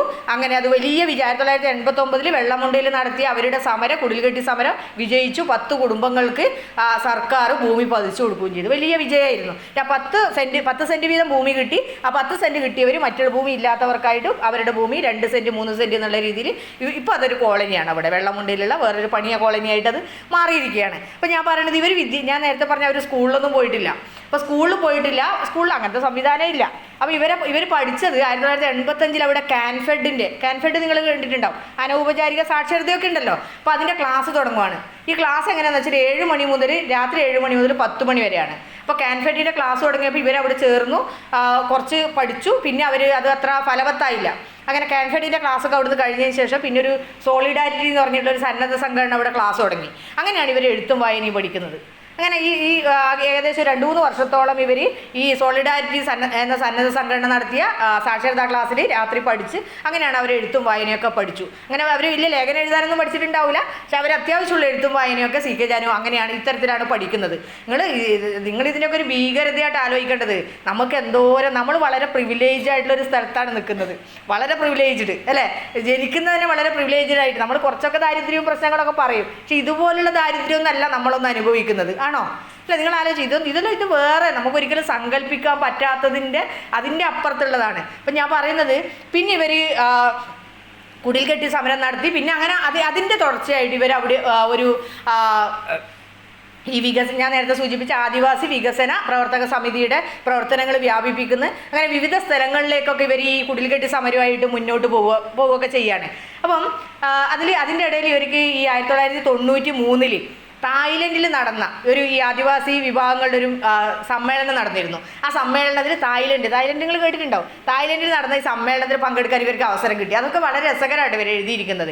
അപ്പോൾ ഇവർ തായ്ലൻഡിൽ പങ്കെടുക്കാൻ ഇവർക്കൊരു ദ്വിഭാഷി, ഇവർക്ക് മലയാളം മാത്രമല്ല അറിയാം സംസാരിക്കാൻ. അപ്പോൾ അവിടുന്ന് ഒരു ദ്വിഭാഷിനെയൊക്കെ ബിജോയ് എന്ന് പറഞ്ഞിട്ട് ഒരാളും കൂടിയുണ്ട്. അങ്ങനെ ഇവർ പോയി ഫ്ലൈറ്റ് കയറാൻ പോയപ്പോഴാണ് ഇവർക്ക് ഇമിഗ്രേഷൻ എന്തോ ഒരു പ്രശ്നം പറയുന്നത്. അപ്പോൾ അത് ക്ലിയർ ചെയ്യാനൊന്നും ഇവർക്ക് അറിയില്ല. കാരണം ഇവർക്കൊന്നും മലയാളം മാത്രമേ അറിയൂ. എയർപോർട്ടിൽ ഈ മലയാളം പറഞ്ഞാൽ റെഡി ആവില്ലല്ലോ, ഡൽഹിയിലാണ്. അപ്പോൾ ഇവർ എല്ലാം ആംഗ്യ ഭാഷയിലാണ് ഫോമൊക്കെ ഫില്ല് ചെയ്യണം. ഇമിഗ്രേഷൻ്റെ കാര്യം ക്ലിയർ ചെയ്യാൻ അവർക്ക് ഫോം ഫില്ല് ചെയ്യണം, ഒരു ആപ്ലിക്കേഷൻ ഫോം ഫില്ല് ചെയ്യണം. അതൊക്കെ ഒരു ആംഗ്യ ഭാഷയിൽ പറഞ്ഞു കൊടുക്കുകയാണ്. അപ്പോൾ ഇവർ പറയണത് എൻ്റെ ആംഗ്യ ഭാഷ എല്ലാവർക്കും മനസ്സിലാവുന്നുണ്ട്. അപ്പോൾ അവർ ആംഗ്യ ഭാഷ പറഞ്ഞ് അവർ ഇമിഗ്രേഷൻ ക്ലിയർ ചെയ്തു. അത് ഒരു സ്ത്രീയുടെ ധൈര്യമായിട്ടാണ് ഞാൻ പറഞ്ഞത്. ഒരു പ്രശ്നത്തിനെ നേരിടാനും അതിനെ സോൾവ് ചെയ്യാനുള്ള ഒരു സ്ത്രീയുടെ ചങ്കൂറ്റത്തിനെയാണ് ഇത് കാണിക്കുന്നത്. അങ്ങനെ അവർ ആംഗ്യ ഭാഷയിൽ, ഒരു ഭാഷ അവർക്ക് അറിയില്ല, അങ്ങനെ അവർ ആംഗ്യ ഭാഷയിലൂടെ തന്നെ ഈ പ്രശ്നം പരിഹരിച്ച് ഇമിഗ്രേഷൻ ക്ലിയർ ചെയ്തതിന് ശേഷം അവർ തായ്ലൻഡിൽ പോയിട്ട് ആ സമ്മേളനത്തിൽ അവർ പങ്കെടുക്കുകയാണ്. നിങ്ങൾ ആലോചിച്ച് നോക്കിയേ, 1970 ഒന്നുമില്ലാത്ത അടിയ വിഭാഗത്തിൽ ജനിച്ചൊരു സ്ത്രീയാണ് എവിടെ എത്തുന്നത്, തായ്ലാൻഡിലൊരു സമ്മേളനത്തിൽ മലയാളത്തിൽ സംസാരിക്കുന്നത്. പിന്നീട് ഐക്യരാഷ്ട്ര സംഘടനയുടെ മീറ്റിങ്ങിലൊക്കെ ഇവർ പങ്കെടുക്കുന്നുണ്ട്. ആദിവാസി വിഭാഗങ്ങളെ പ്രതികരിച്ചിട്ട് ഇവർ സംസാരിക്കുന്നുണ്ട്. അപ്പം ഞാൻ പറഞ്ഞു വരുന്നത്, പിന്നീട് നമുക്ക് CK ജാനുവിനെ കാണുന്നതെന്ന് വെച്ചാൽ മുഴുവനായിട്ടും ഈ ആദിവാസികളുടെ ഭൂപ്രശ്നത്തിൽ ഇവർ പ്ലാച്ചിമട സമരത്തിൽ ഇവരുടെ പങ്കാളിത്തം ഉണ്ടാവുന്നുണ്ട്. അങ്ങനെ പിന്നെ അതിലേറ്റവും എടുത്തു പറയാവുന്നത് നമ്മുടെ അമ്പുകുത്തി മല, നമ്മുടെ എടക്കൽ ഗുഹയുടെ അതൊക്കെ ഉള്ളതാണ്. അവിടെ 128 ഏക്കർ മിച്ചഭൂമിയുണ്ട്. ഈ 128 ഏക്കർ മിച്ചഭൂമി പിടിച്ചെടുക്കാൻ വേണ്ടിയിട്ട് ഒരു 220 ആദിവാസി കുടുംബങ്ങൾ അവിടെ കുടിൽ കെട്ടി സമരം ആരംഭിച്ചു. പക്ഷേ ഗവൺമെൻറ് അതിനെ മുഴുവനായിട്ട് അവരെ പുറത്താക്കി. ആ സമരം അമ്പുകുത്തി കുടിൽകെട്ടി സമരം പൂർണ്ണമായിട്ടും 2001 നടന്നതാണ്. പൂർണ്ണമായിട്ടത് പരാജയപ്പെട്ടു. അത് തീരെ വിജയിച്ചില്ല. അതിന് ഇവരൊരു കാരണം പറയുന്നുണ്ട്. എനിക്ക് മത്സരിക്കേണ്ടിയിരുന്നത് അല്ലെങ്കിൽ പോലീസിനോട് മാത്രമോ അല്ലെങ്കിൽ ഭരണകൂടത്തോട് മാത്രമോ അല്ല, മറ്റ് നമ്മളോട് ഉദ്യോഗസ്ഥന്മാരോട് മത്സരിക്കണം, നമ്മുടെ സിവിൽ സൊസൈറ്റിയോട് മത്സരിക്കണം. അതാണ് അതിൻ്റെ ഒരു പ്രത്യേകത എന്ന് പറയുന്നത്. അതായത് ഞാനൊരു ഉദാഹരണം പറയാം. CK ജാനു ഈ ജന്മിയുടെ കീഴിലൊക്കെ പണി ഉപേക്ഷിച്ചിട്ട് അവർ ചെയ്യുന്നതെന്ന് വെച്ചാൽ ഭൂമി പാട്ടത്തിനടുത്ത് ഇഞ്ചി കൃഷി ചെയ്യുകയാണ്. അല്ലേ, നമുക്ക് ആലോചിക്കാൻ പറ്റില്ല കേട്ടോ. ഒരു സ്ത്രീ ഒറ്റയ്ക്ക് ഭൂമി പാട്ടത്തിനെടുത്ത് ഇഞ്ചി, അതൊക്കെ പുരുഷന്മാരുടെ പണിയാണ് നമ്മളെ കണക്കിന്. അല്ല, അങ്ങനെയല്ല പറയാം. അപ്പം ഇവർ ഇഞ്ചി കൃഷി ചെയ്ത് അങ്ങനെ പൈസ ഉണ്ടാക്കി അങ്ങനെയാണ് അവർ ജീവിച്ചു വരുന്നത്. പിന്നെ ഇവരുടെ ഇപ്പോഴുള്ള പ്രവർത്തനങ്ങളൊക്കെ ഭാഗമായിട്ട് അവരൊരു വീട് കെട്ടുവാണ്. 7 വർഷം കൊണ്ടാണ് അവർ വീട് വെച്ചത്. നിങ്ങൾ പത്രത്തിലൊക്കെ വായിച്ചിട്ടുണ്ട് CK ജാനു വീട് വെച്ചത്. ഇപ്പോൾ ഞാൻ വീട് വെച്ചിട്ടുണ്ട്. എൻ്റെ വീട് വെച്ചത് നിങ്ങളൊന്നും അറിഞ്ഞിട്ടുണ്ടാവില്ല. ഞാൻ ലൈല മിസ്സിനെ എൻ്റെ സ്നേഹം കൊണ്ട് വിളിച്ച് കാണിക്കുക എന്നല്ലാണ്ട് എൻ്റെ വീട് വെച്ചത് ഇവിടുത്തെ പൊതുസമൂഹത്തിനൊരു പ്രശ്നമല്ല ആണോ? അല്ല, ഒരു പ്രശ്നമല്ല. പക്ഷെ CK ജാനു വീട് വെച്ചപ്പോൾ വലിയ പ്രചരണം വന്നു. ഇവർ ഇവിടുന്നൊക്കെയോ CAയുടെ അടുക്കുന്നൊക്കെ പണം വാങ്ങിയിട്ടുണ്ട്, അല്ലേ, പുറത്തുനിന്ന് NGOയുടെ അടുത്തുനിന്ന് പണം വാങ്ങി വിദേശ ശക്തികളുമായിട്ട് കൂട്ടുചേർന്നു, ഇന്ത്യയുടെ ദേശരാഷ്ട്രത്തിനെതിരെ പ്രവർത്തിക്കുന്നു. എന്തൊക്കെയാണ് 60 ലക്ഷം ചിലവാക്കിയിട്ടാണ് അവർ വീട് കെട്ടിയത്. അങ്ങനെ ഇൻ്റലിജൻസുകാർ വന്നു, സ്പെഷ്യൽ എന്താന്ന് പറയേണ്ടത്, അങ്ങനെ എല്ലാ കൂട്ടരും വന്നു, അന്വേഷണം വന്നു നോക്കിയവരൊക്കെ അതേപടി തിരിച്ചുപോയി. 7 വർഷം കൊണ്ട് അവരൊരു ചെറിയ വീടാണ് ഉണ്ടാക്കിയത്. എന്തുകൊണ്ടാണ് CK ജാനു വീട് വെക്കുമ്പോൾ മാത്രം പ്രശ്നം വരുന്നു? അല്ലെങ്കിൽ ഒരു ആദിവാസി സ്ത്രീ വീട് വെക്കുമ്പോൾ എന്തുകൊണ്ടാണ് പ്രശ്നം വരുന്നത്? അല്ലേ, അതിനിടയിലുണ്ടായ വേറൊരു കാര്യം, ഈ അടുത്ത കാലത്ത് CK ജാനു ഒരു കാറ് വാങ്ങി. വലിയ അത്ഭുതമായിരുന്നു. ഇപ്പോൾ നിങ്ങൾ നാട്ടിലൊക്കെ നോക്കിയാൽ നമ്മുടെ ഏതെങ്കിലും വീട്ടിൽ കാറില്ലാതെ ഉണ്ടോ? അല്ല, എല്ലാ വീട്ടിലും കാറും 3-4 ബൈക്കുള്ള വീടാണ്. അപ്പോൾ CK ജാനു ഒരു കാറ് മേടിക്കുമ്പോഴേക്കും അവർക്ക് എവിടുന്നാ പണം കിട്ടി? അതാണ് ചിന്ത. അതാണ് ആളുകൾ നമുക്ക് അംഗീകരിക്കാൻ പറ്റില്ല, നമുക്ക് ആലോചിക്കാനേ പറ്റുന്നില്ല കേട്ടോ. എങ്ങനെയാണ് CK ജാനു, അതിനിടെ CK ജാനു വേറൊരു അക്രമം കൂടെ ചെയ്തു കേട്ടോ, നമുക്ക് പിടിക്കാത്തൊന്ന്. അവർ കല്യാണമൊന്നും കഴിച്ചിട്ടില്ല. അപ്പോൾ അവരൊരു പെൺകുട്ടീനെ ദത്തെടുത്തു ഛത്തീസ്ഗഡിൽ പോയിട്ട്. നല്ല ചെറിയൊരു 3 വയസ്സുള്ളൊരു കുട്ടീനെ ദത്തെടുത്ത്. അപ്പോഴും വലിയ വിമർശനങ്ങളുണ്ട്. ഇതെന്ത്, നിങ്ങൾക്ക് പിന്നെ അറിയാലോ ഒരു സ്ത്രീ ദത്തെടുത്താൽ എന്താ സംഭവിക്കുക എന്നുള്ളത്. പിന്നെ അപവാദ പ്രചരണങ്ങളായി, അല്ലേ. അങ്ങനെ എപ്പോഴും അവരെ എന്താണ് ഒരു മുൾമുനയിൽ നിർത്തുന്ന ഒരു സിവിൽ സൊസൈറ്റിയാണ് ഇപ്പോഴും ഇവിടെ ഉള്ളത്. അതുകൊണ്ടാണ് CK ജാനുവിൻ്റെ ആത്മകഥ, ഞാനത് നേരത്തെ ലൈന ടീച്ചറോട് പറയായിരുന്നു, CK ജാനുവിൻ്റെ ആത്മകഥ നമ്മളെല്ലാവരും വായിക്കേണ്ടതാണ്. പക്ഷേ ഇന്നത്തെ കേരളീയ സമൂഹത്തിൽ ഇത് അത്രയൊന്നും ചർച്ചയാവാൻ സാധ്യതയില്ല. കാരണം CK ജാനു ആത്മകഥ എഴുതേണ്ട ആളല്ല എന്നാണ് നമ്മുടെ കണക്കന്നെ. CK ജാനു എന്തിനാണ് ആത്മകഥ എഴുതുന്നത്? CK ജാനുവിന് വേണ്ടി ആത്മകഥ എഴുതാൻ നമ്മളുണ്ടല്ലോ ഇവിടെ, അല്ലേ. അങ്ങനെയല്ല നമ്മൾ വിചാരിക്കുക. നമ്മളാണ് നമ്മുടെ കേരള ചരിത്രമൊക്കെ നമ്മളാണ് എഴുതേണ്ടത്, അല്ലാണ്ട് അതിൽ CK ജാനുവിനൊന്നും റോളില്ല. അപ്പം നമ്മൾ പറയും ആദിവാസികൾ വളരെ മർദ്ദിതരാണ്, ചൂഷിതരാണ് എന്നൊക്കെ നമ്മൾ പറയും. പക്ഷെ അവർ പറയാൻ പാടില്ല. അവർ പറയുമ്പോൾ അത് വേറൊരു തരത്തിലാവും. അതാണ് CK ജാനു അവരുടെ ജീവിതത്തിൽ ഉടനീളം നേരിട്ടുകൊണ്ടിരുന്നത്. ഇപ്പം ഞാൻ അതിലൊന്നും കൂടെ പറയാം. അവർ ഈ കുടിൽകെട്ടി സമരം, എനിക്ക് തോന്നുന്നു കേരള ചരിത്രത്തിലെ ഏറ്റവും വലിയ സമരങ്ങളിൽ ഒന്ന് തന്നെയാണ്. പക്ഷെ ആ രീതിയിൽ അതിനെ വായിക്കപ്പെട്ടിട്ടില്ല. നമ്മളത് ശരിക്കും ആ രീതിയിലാണ് കുടിൽകെട്ടി സമരം എന്ന് പറയുന്നത്. ഞാനതിൻ്റെ ഒരു ബാക്ക്ഗ്രൗണ്ടും കൂടെ പറയാം. CK ജാനുവിൻ്റെ ഈ ആത്മകഥയിലെ ഒരു അധ്യായം എന്ന് പറയുന്നത് വിപ്ലവത്തിന് വേണ്ടിയിട്ട് നടപ്പിലാക്കി നമ്മുടെ ആദിവാസി ജനതയെ, അല്ലെങ്കിൽ വിപ്ലവ നിയമം ആദിവാസി ജനതയെ ജാതി കോളനിയാക്കി മാറ്റി എന്നുള്ളൊരു വിമർശനമാണ് ഇവരൊരു ചാപ്റ്ററിൽ പറയുന്നത്. അതായത് വിപ്ലവ നിയമം ആദിവാസി ജനതയെ ജാതി കോളനിയാക്കി മാറ്റി. ഇതെന്ന് വെച്ചാൽ ഇവർ പറഞ്ഞത് 1957 കമ്മ്യൂണിസ്റ്റ് ഗവൺമെൻറ് EMS ഗവൺമെൻറ് അധികാരത്തിൽ വന്നു. പിന്നെ ഭൂപരിഷ്കരണ നിയമം കൊണ്ടുവന്നു. അപ്പോൾ 1963 നിയമം വരുന്നത്. പിന്നെ അത് നടപ്പിലാക്കുന്ന 1969 C. അച്യുതമേനോൻ കമ്മ്യൂണിസ്റ്റ് മന്ത്രിസഭയാണ് നടപ്പിലാക്കുന്നത്.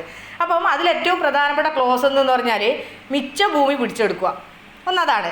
പിന്നെ ഒരു വ്യക്തിക്ക് കൈവശം വെക്കാവുന്ന ഭൂമിയുടെ അളവ് 15 ഏക്കറായിട്ട് നിജപ്പെടുത്തി. ഒരു വ്യക്തിക്ക് കൈവശം വെക്കാവുന്ന ഭൂമിയുടെ അളവ് 15 ഏക്കറായിട്ട് നിജപ്പെടുത്തി. കൂടാതെ എന്ന് വെച്ചാൽ കുടിയാന്മാർക്ക് അവരുടെ കൈവശമുള്ള ഭൂമി കൊടുത്തു. കൊടുക്കുകയും ഒരു വ്യക്തിക്ക്, അതായത് വലിയ ജന്മിമാരെടുക്കുന്ന ഭൂമി ഗവൺമെൻറ് ഏറ്റെടുക്കുകയും അവരുടെ 15 ഏക്കറിൽ കൂടുതലുള്ളത് ഏറ്റെടുക്കുകയും ചെയ്യും. ഇതാണ് പ്രധാനമായിട്ട് ഭൂപരിഷ്കരണ നിയമം വന്നപ്പോൾ ഉണ്ടായത്. അപ്പോൾ ഇതിലൊരു പ്രധാന പ്രശ്നം എന്ന് പറഞ്ഞാൽ ഒരു റെക്കോർഡ്സ് ആക്ട് എന്ന് പറഞ്ഞിട്ട് 69 വരുന്നുണ്ട്. അതായത് നമുക്ക് രേഖകൾ വേണം ഭൂമിക്ക്. നിങ്ങൾ നോക്കുക, ആദിവാസികൾക്ക് ഭൂമിക്ക് രേഖയില്ല, ഉണ്ടാവുക അല്ലേ. അവർ വനത്തിന് ഉള്ള പരിസരത്ത് വനത്തിനെ ആശ്രയിച്ച് ജീവിക്കുന്നു. അവിടെയുള്ള സ്ഥലങ്ങൾ അതിന് തൊട്ടുള്ള ഭൂമി കൃഷി ചെയ്ത് ജീവിക്കുകയാണ്. അപ്പോൾ അവർക്ക് റെക്കോർഡൊന്നുമില്ല, ഭൂമിക്ക് രജിസ്റ്ററൊന്നും ഉണ്ടാവില്ല. അപ്പോൾ സ്വാഭാവികമായിട്ട് എന്ത് ചെയ്യും? അങ്ങനെ ആ ഭൂമിയിൽ നിന്ന് ആദിവാസികൾ സ്വാഭാവികമായിട്ട് പുറത്താക്കപ്പെട്ടു. പിന്നെ ജന്മിമാർ നിങ്ങളറിയാം 15 ഏക്കറാണെന്ന് പറഞ്ഞാൽ ഞങ്ങളുടെ നാട്ടിലൊക്കെ ഉണ്ടായിരുന്നു. ജന്മിമാർ 100 ഏക്കർ ഉള്ളവരും അവരുടെ ഭാര്യമാരുടെ പേരിലൊക്കെ ഭൂമിയാക്കി, അല്ല ഓരോ ഭാര്യയുടെ പേരിലും ഓരോ മക്കളുടെ പേരിലൊക്കെ 15 ഏക്കർ ഭൂമിയാക്കി എല്ലാവരും സംരക്ഷിച്ചു. ഞങ്ങളുടെ നാട്ടിലൊരു തമാശ ഉണ്ടായിരുന്നു. അന്ന് ഒരു ബാലകൃഷ്ണൻ അടിയോടി എന്ന് പറഞ്ഞിട്ടുള്ളൊരു ഒരു അധികാരി ഉണ്ടായിരുന്നു, വില്ലേജ് അധികാരിയാണ്. ആൾ ചെയ്തതെന്ന് വെച്ചാൽ അദ്ദേഹത്തിൻ്റെ കാര്യസ്ഥന്മാരുടെ പേരിൽ കുറേ ഭൂമിയാക്കി 15 ഏക്കർ. കാരണം ഭൂമി സർക്കാർ പിടിച്ചെടുക്കുന്നുണ്ട്. അപ്പോൾ കാര്യസ്ഥന്മാരുടെ പേരിലൊക്കെ ഞങ്ങളുടെ വീടിനടുത്തൊക്കെ ഉള്ള ഒരാളുടെയൊക്കെ പേരിൽ ഭൂമിയാക്കി. അവസാനം എല്ലാം കഴിഞ്ഞ് ഭൂപരിഷ്കരണം നിയമമൊക്കെ കഴിഞ്ഞതിന് ശേഷം ഇദ്ദേഹം ഭൂമി തിരിച്ചു വെച്ചു. പക്ഷേ ഇവർ കൊടുക്കുമോ? സാധാരണഗതിയിൽ കുറച്ച് സാമർഥ്യമുള്ള കൂട്ടർ കൊടുക്കൂലല്ലോ, കൊടുക്കേണ്ട ആവശ്യമില്ല കേട്ടോ, വേറെ കാര്യം. അപ്പോൾ അങ്ങനെയൊക്കെ നമ്മുടെ നാട്ടിൽ സംഭവിച്ചിട്ടുണ്ട്. അപ്പോൾ വയനാട്ടിലുണ്ടായെന്ന് വെച്ചാൽ ഇതിനെ ചെറുക്കാനോ അതിനുള്ള ഒന്നും ഉണ്ടാക്കാനുള്ള കഴിവ് ആർക്കില്ല, ആദിവാസി ജനവിഭാഗങ്ങളില്ല. അതുകൊണ്ട് അവരെന്താ ഉണ്ടായെന്ന് വെച്ചാൽ ഈ ഭൂപരിഷ്കരണ നിയമം വന്നതിന് ശേഷം ഇവർ മുഴുവനായിട്ടും ഭൂരഹിതരായിട്ട് മാറുകയാണ് ചെയ്യുന്നത്. അതാണ് സി കെ ജാനു ഉന്നയിക്കുന്ന പ്രധാനപ്പെട്ട പ്രശ്നം. അപ്പോൾ അതാണ് അവർ പറഞ്ഞത്, വിപ്ലവ നിയമം വന്നതോടുകൂടി ആദിവാസി ജനത മുഴുവൻ ജാതി കോളനിയായിട്ട് മാറി. അപ്പോൾ അതിൽ അവർ കുറച്ച് ഫാക്ച്വൽ എറേഴ്സ് ഒക്കെ പറയുന്നുണ്ട്, ഞാൻ അതിലേക്ക് പോകുന്നില്ല. അപ്പം അതിൻ്റെ ഭാഗമായിട്ട് ഗവൺമെൻറ് അന്ന് ചെയ്ത കാര്യം എന്ന് പറഞ്ഞാൽ മിച്ചഭൂമി ഏറ്റെടുത്തിട്ട് കോളനികളെ 1,00,000 വീട് കോളനികൾ അല്ലേ, 1,00,000 വീട് 1 cent 2 cent 3 cent 5 cent 10 cent എന്നീ ക്രമത്തിലുള്ള 1,00,000 വീട് കോളനികളിലെ ലയങ്ങൾ അല്ലെങ്കിൽ ആദിവാസി സെറ്റിൽമെൻറ്റുകൾ സ്ഥാപിച്ചു കേരളത്തിലെ വിവിധ ഭാഗങ്ങളിൽ. അവിടെയാണ് ഈ ആദിവാസി ജനവിഭാഗങ്ങളെയും ദളിതരെയും അവരെ സെറ്റിൽ ചെയ്യാൻ അവർക്ക് കൊടുത്തത്. അപ്പോൾ ഇതെന്തുണ്ടായിരുന്നത്, സി കെ ജാനു പറയുന്ന പ്രധാന പ്രശ്നം എന്ന് പറഞ്ഞാൽ അതുകൊണ്ടാണ് കേരളത്തിൽ ഈ ഒരു തീരദേശത്തെ, അതായത് മുക്കുവ കോളനികൾ, ആദിവാസി കോളനികൾ, ദളിത് കോളനികൾ ഉണ്ടായത്. വേറെ ഏതെങ്കിലും ഒരു ജനവിഭാഗം കോളനികളിൽ താമസിക്കുന്നുണ്ടോ കേരളത്തിൽ?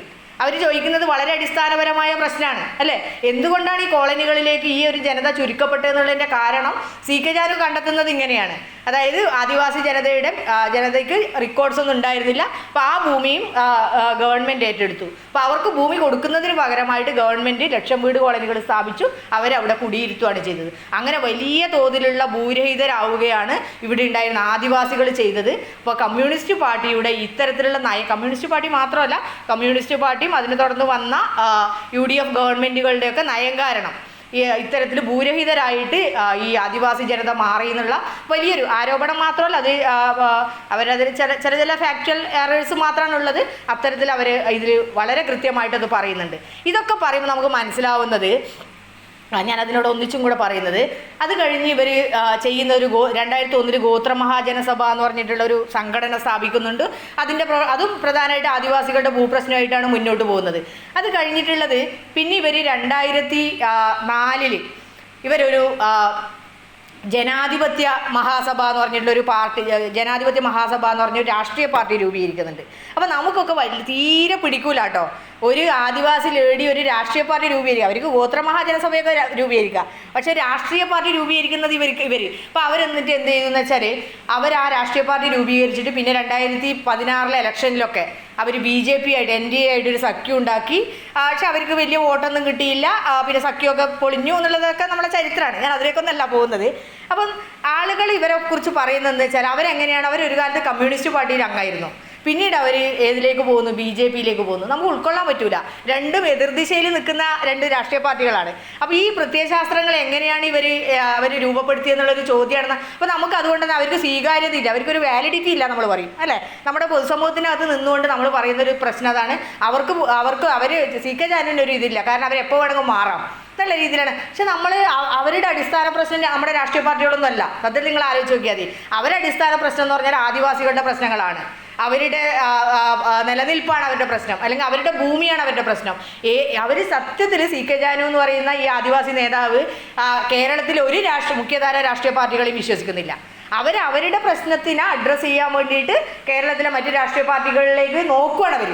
ആ നോട്ടം പരാജയപ്പെടുമ്പോഴാണ് അവർ തിരിച്ചു പോകുന്നത്. സത്യത്തിൽ നമ്മൾ അങ്ങനെയാണ് വായിക്കേണ്ടത്. അല്ലാതെ സി കെ ജാനു എന്തോ വലിയൊരു ഇത് ചെയ്തു, ഒരു ആദിവാസി വനിത ഇങ്ങനെ ചെയ്യാമോ, കമ്മ്യൂണിസ്റ്റ് പാർട്ടിയിൽ നിന്ന് പുറത്തു പോയിട്ട് BJPയിൽ ചേരുക, പിന്നെ BJPയിൽ നിന്ന് പുറത്തു പോവുക എന്നൊക്കെയുള്ള വലിയ കാര്യം അവർ ചെയ്യാമോ എന്നാണ് നമ്മൾ ചോദിക്കുന്നത്. അവർക്ക് ഇതിൻ്റെ ഒന്നും ഒരു പ്രത്യയശാസ്ത്രത്തെക്കുറിച്ച് അവർ ആലോചിക്കുന്നില്ല.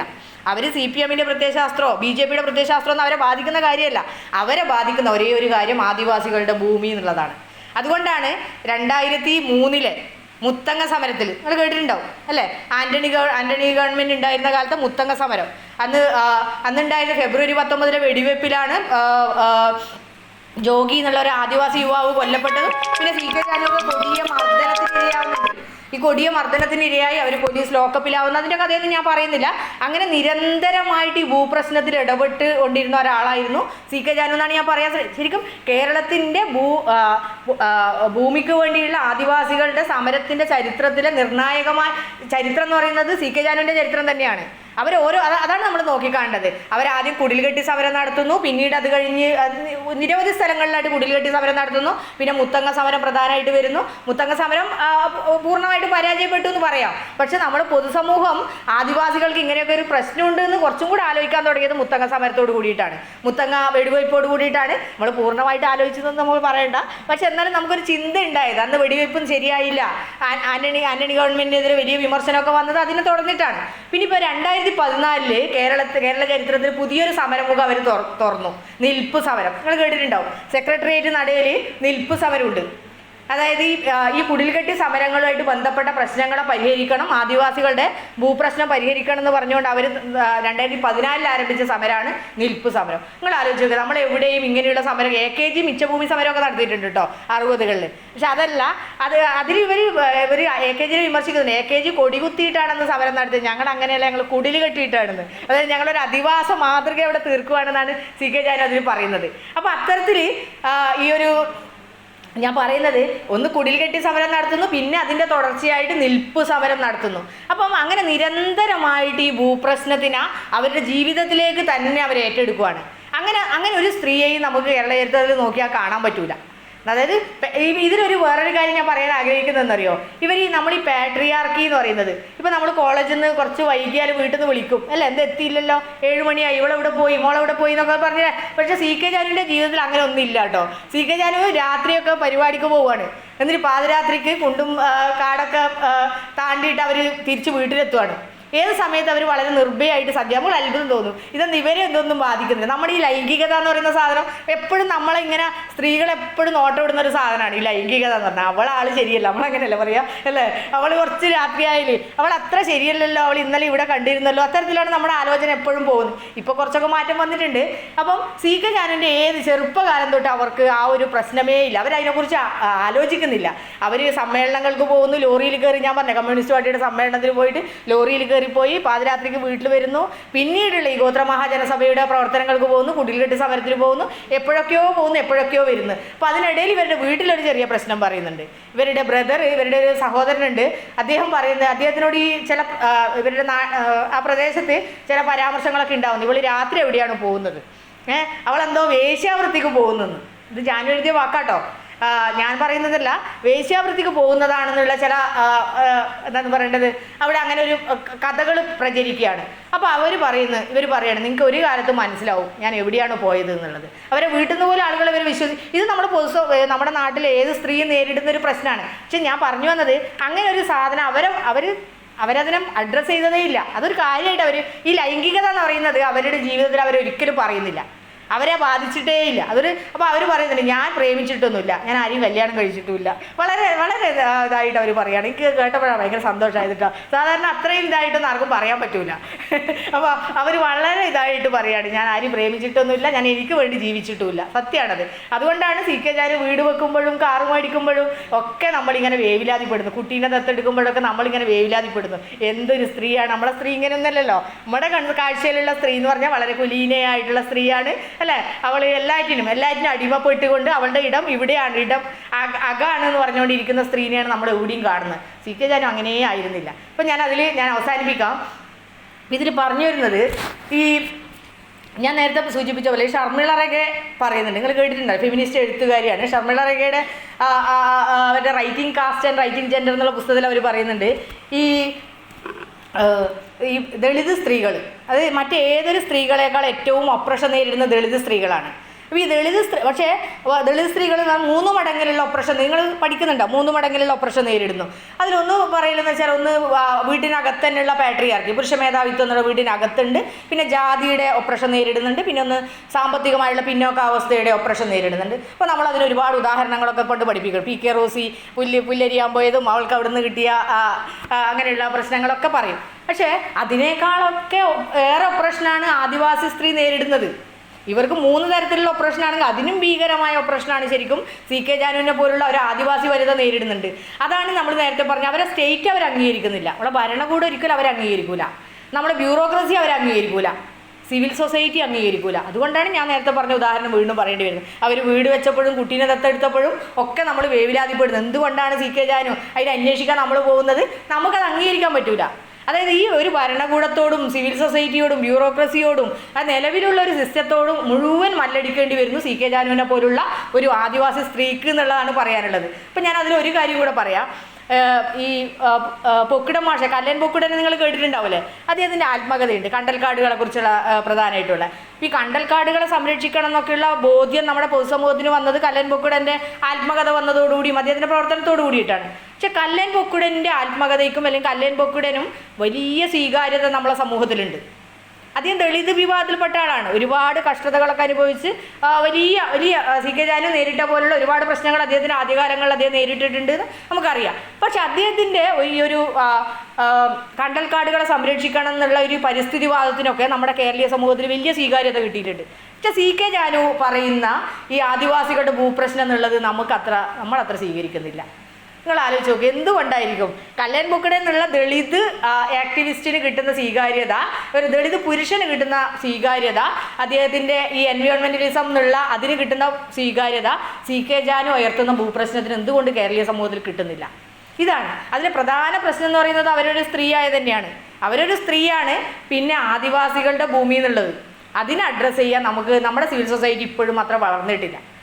നമ്മൾ ഭൂമിയെടുത്ത് അവർക്ക് കൊടുക്കാന്നല്ലാണ്ട് അതിൽ CK ജാനു ഒരു വാചകവും കൂടെ പറയുന്നുണ്ട്, ഞങ്ങൾക്ക് കിണർ കുഴിക്കണം, അല്ലെങ്കിൽ ഞങ്ങൾക്ക് വീട് കെട്ടണം, അല്ലെങ്കിൽ ഞങ്ങൾക്ക് റോഡ് ഉണ്ടാക്കണം, അതൊക്കെ ചെയ്തു തരുന്നത് ആരാണ്? ഈ പൊതുസമൂഹമാണ്. അവരതിലൊരുപാട് പണം അതിന് വേണ്ടിയിട്ട് അത് അഴിമതി നടത്തുന്നു, ദൂർത്തടിക്കുന്നു. അത് ഞങ്ങളെ ഏൽപ്പിക്കുകയാണ് വേണ്ടത്. അപ്പോൾ അങ്ങനെയുള്ള ശരിക്കും നമ്മുടെ ഭരണഘടന പ്രകാരം ആദിവാസികൾക്ക് ഭൂമി അല്ലെങ്കിൽ ആദിവാസി വനാവകാശ നിയമമുണ്ട്, എല്ലാം ഉണ്ട്. അതിനെക്കുറിച്ചൊക്കെ ഇവർ വിശദമായിട്ട് ഇവരുടെ ഇതിൽ പറയുന്നുണ്ട് കേട്ടോ. ഞാൻ അത്ര വിശദമായിട്ടൊന്നും പോകുന്നില്ല. അപ്പോൾ അതിനൊന്നും അഡ്രസ്സ് ചെയ്യാൻ, അഭിസംബോധന ചെയ്യാൻ നമ്മുടെ കേരളീയ സമൂഹം തയ്യാറല്ല.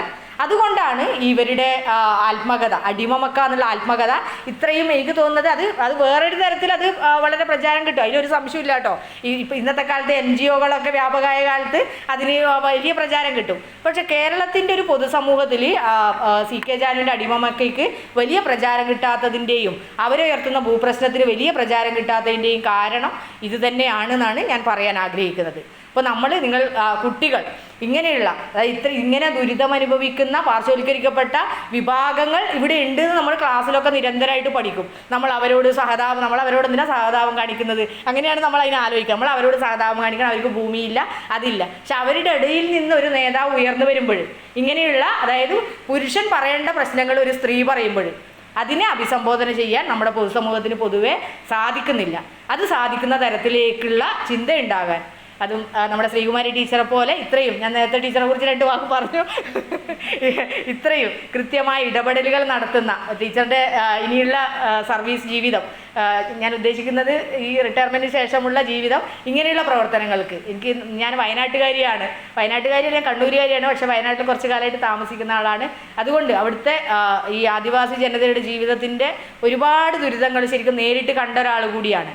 അപ്പം ശരിക്കും നമ്മൾ അവരുടെ കാര്യങ്ങൾ ഇടപെടുകയല്ല വേണ്ടത്, അവരെ അതിന് സഹായിക്കുക. അവരെ പ്രശ്നങ്ങൾ ഉയർത്തുമ്പോൾ അവരെ അതിനെ സഹായിക്കുന്ന ഒരു മാനസികാവസ്ഥയിലേക്ക് കേരളീയ സമൂഹം ഉയരണം. അതിന് ശ്രീകുമാരി ടീച്ചറുടെയൊക്കെ നേതൃത്വം ഇനി ഉണ്ടാവണം എന്ന് പറഞ്ഞുകൊണ്ട് എന്നെ സംസാരിക്കാൻ ക്ഷണിച്ച എൻ്റെ പ്രിയ സുഹൃത്തുക്കളോട് നന്ദി പറഞ്ഞുകൊണ്ട് നിർത്തുന്നു.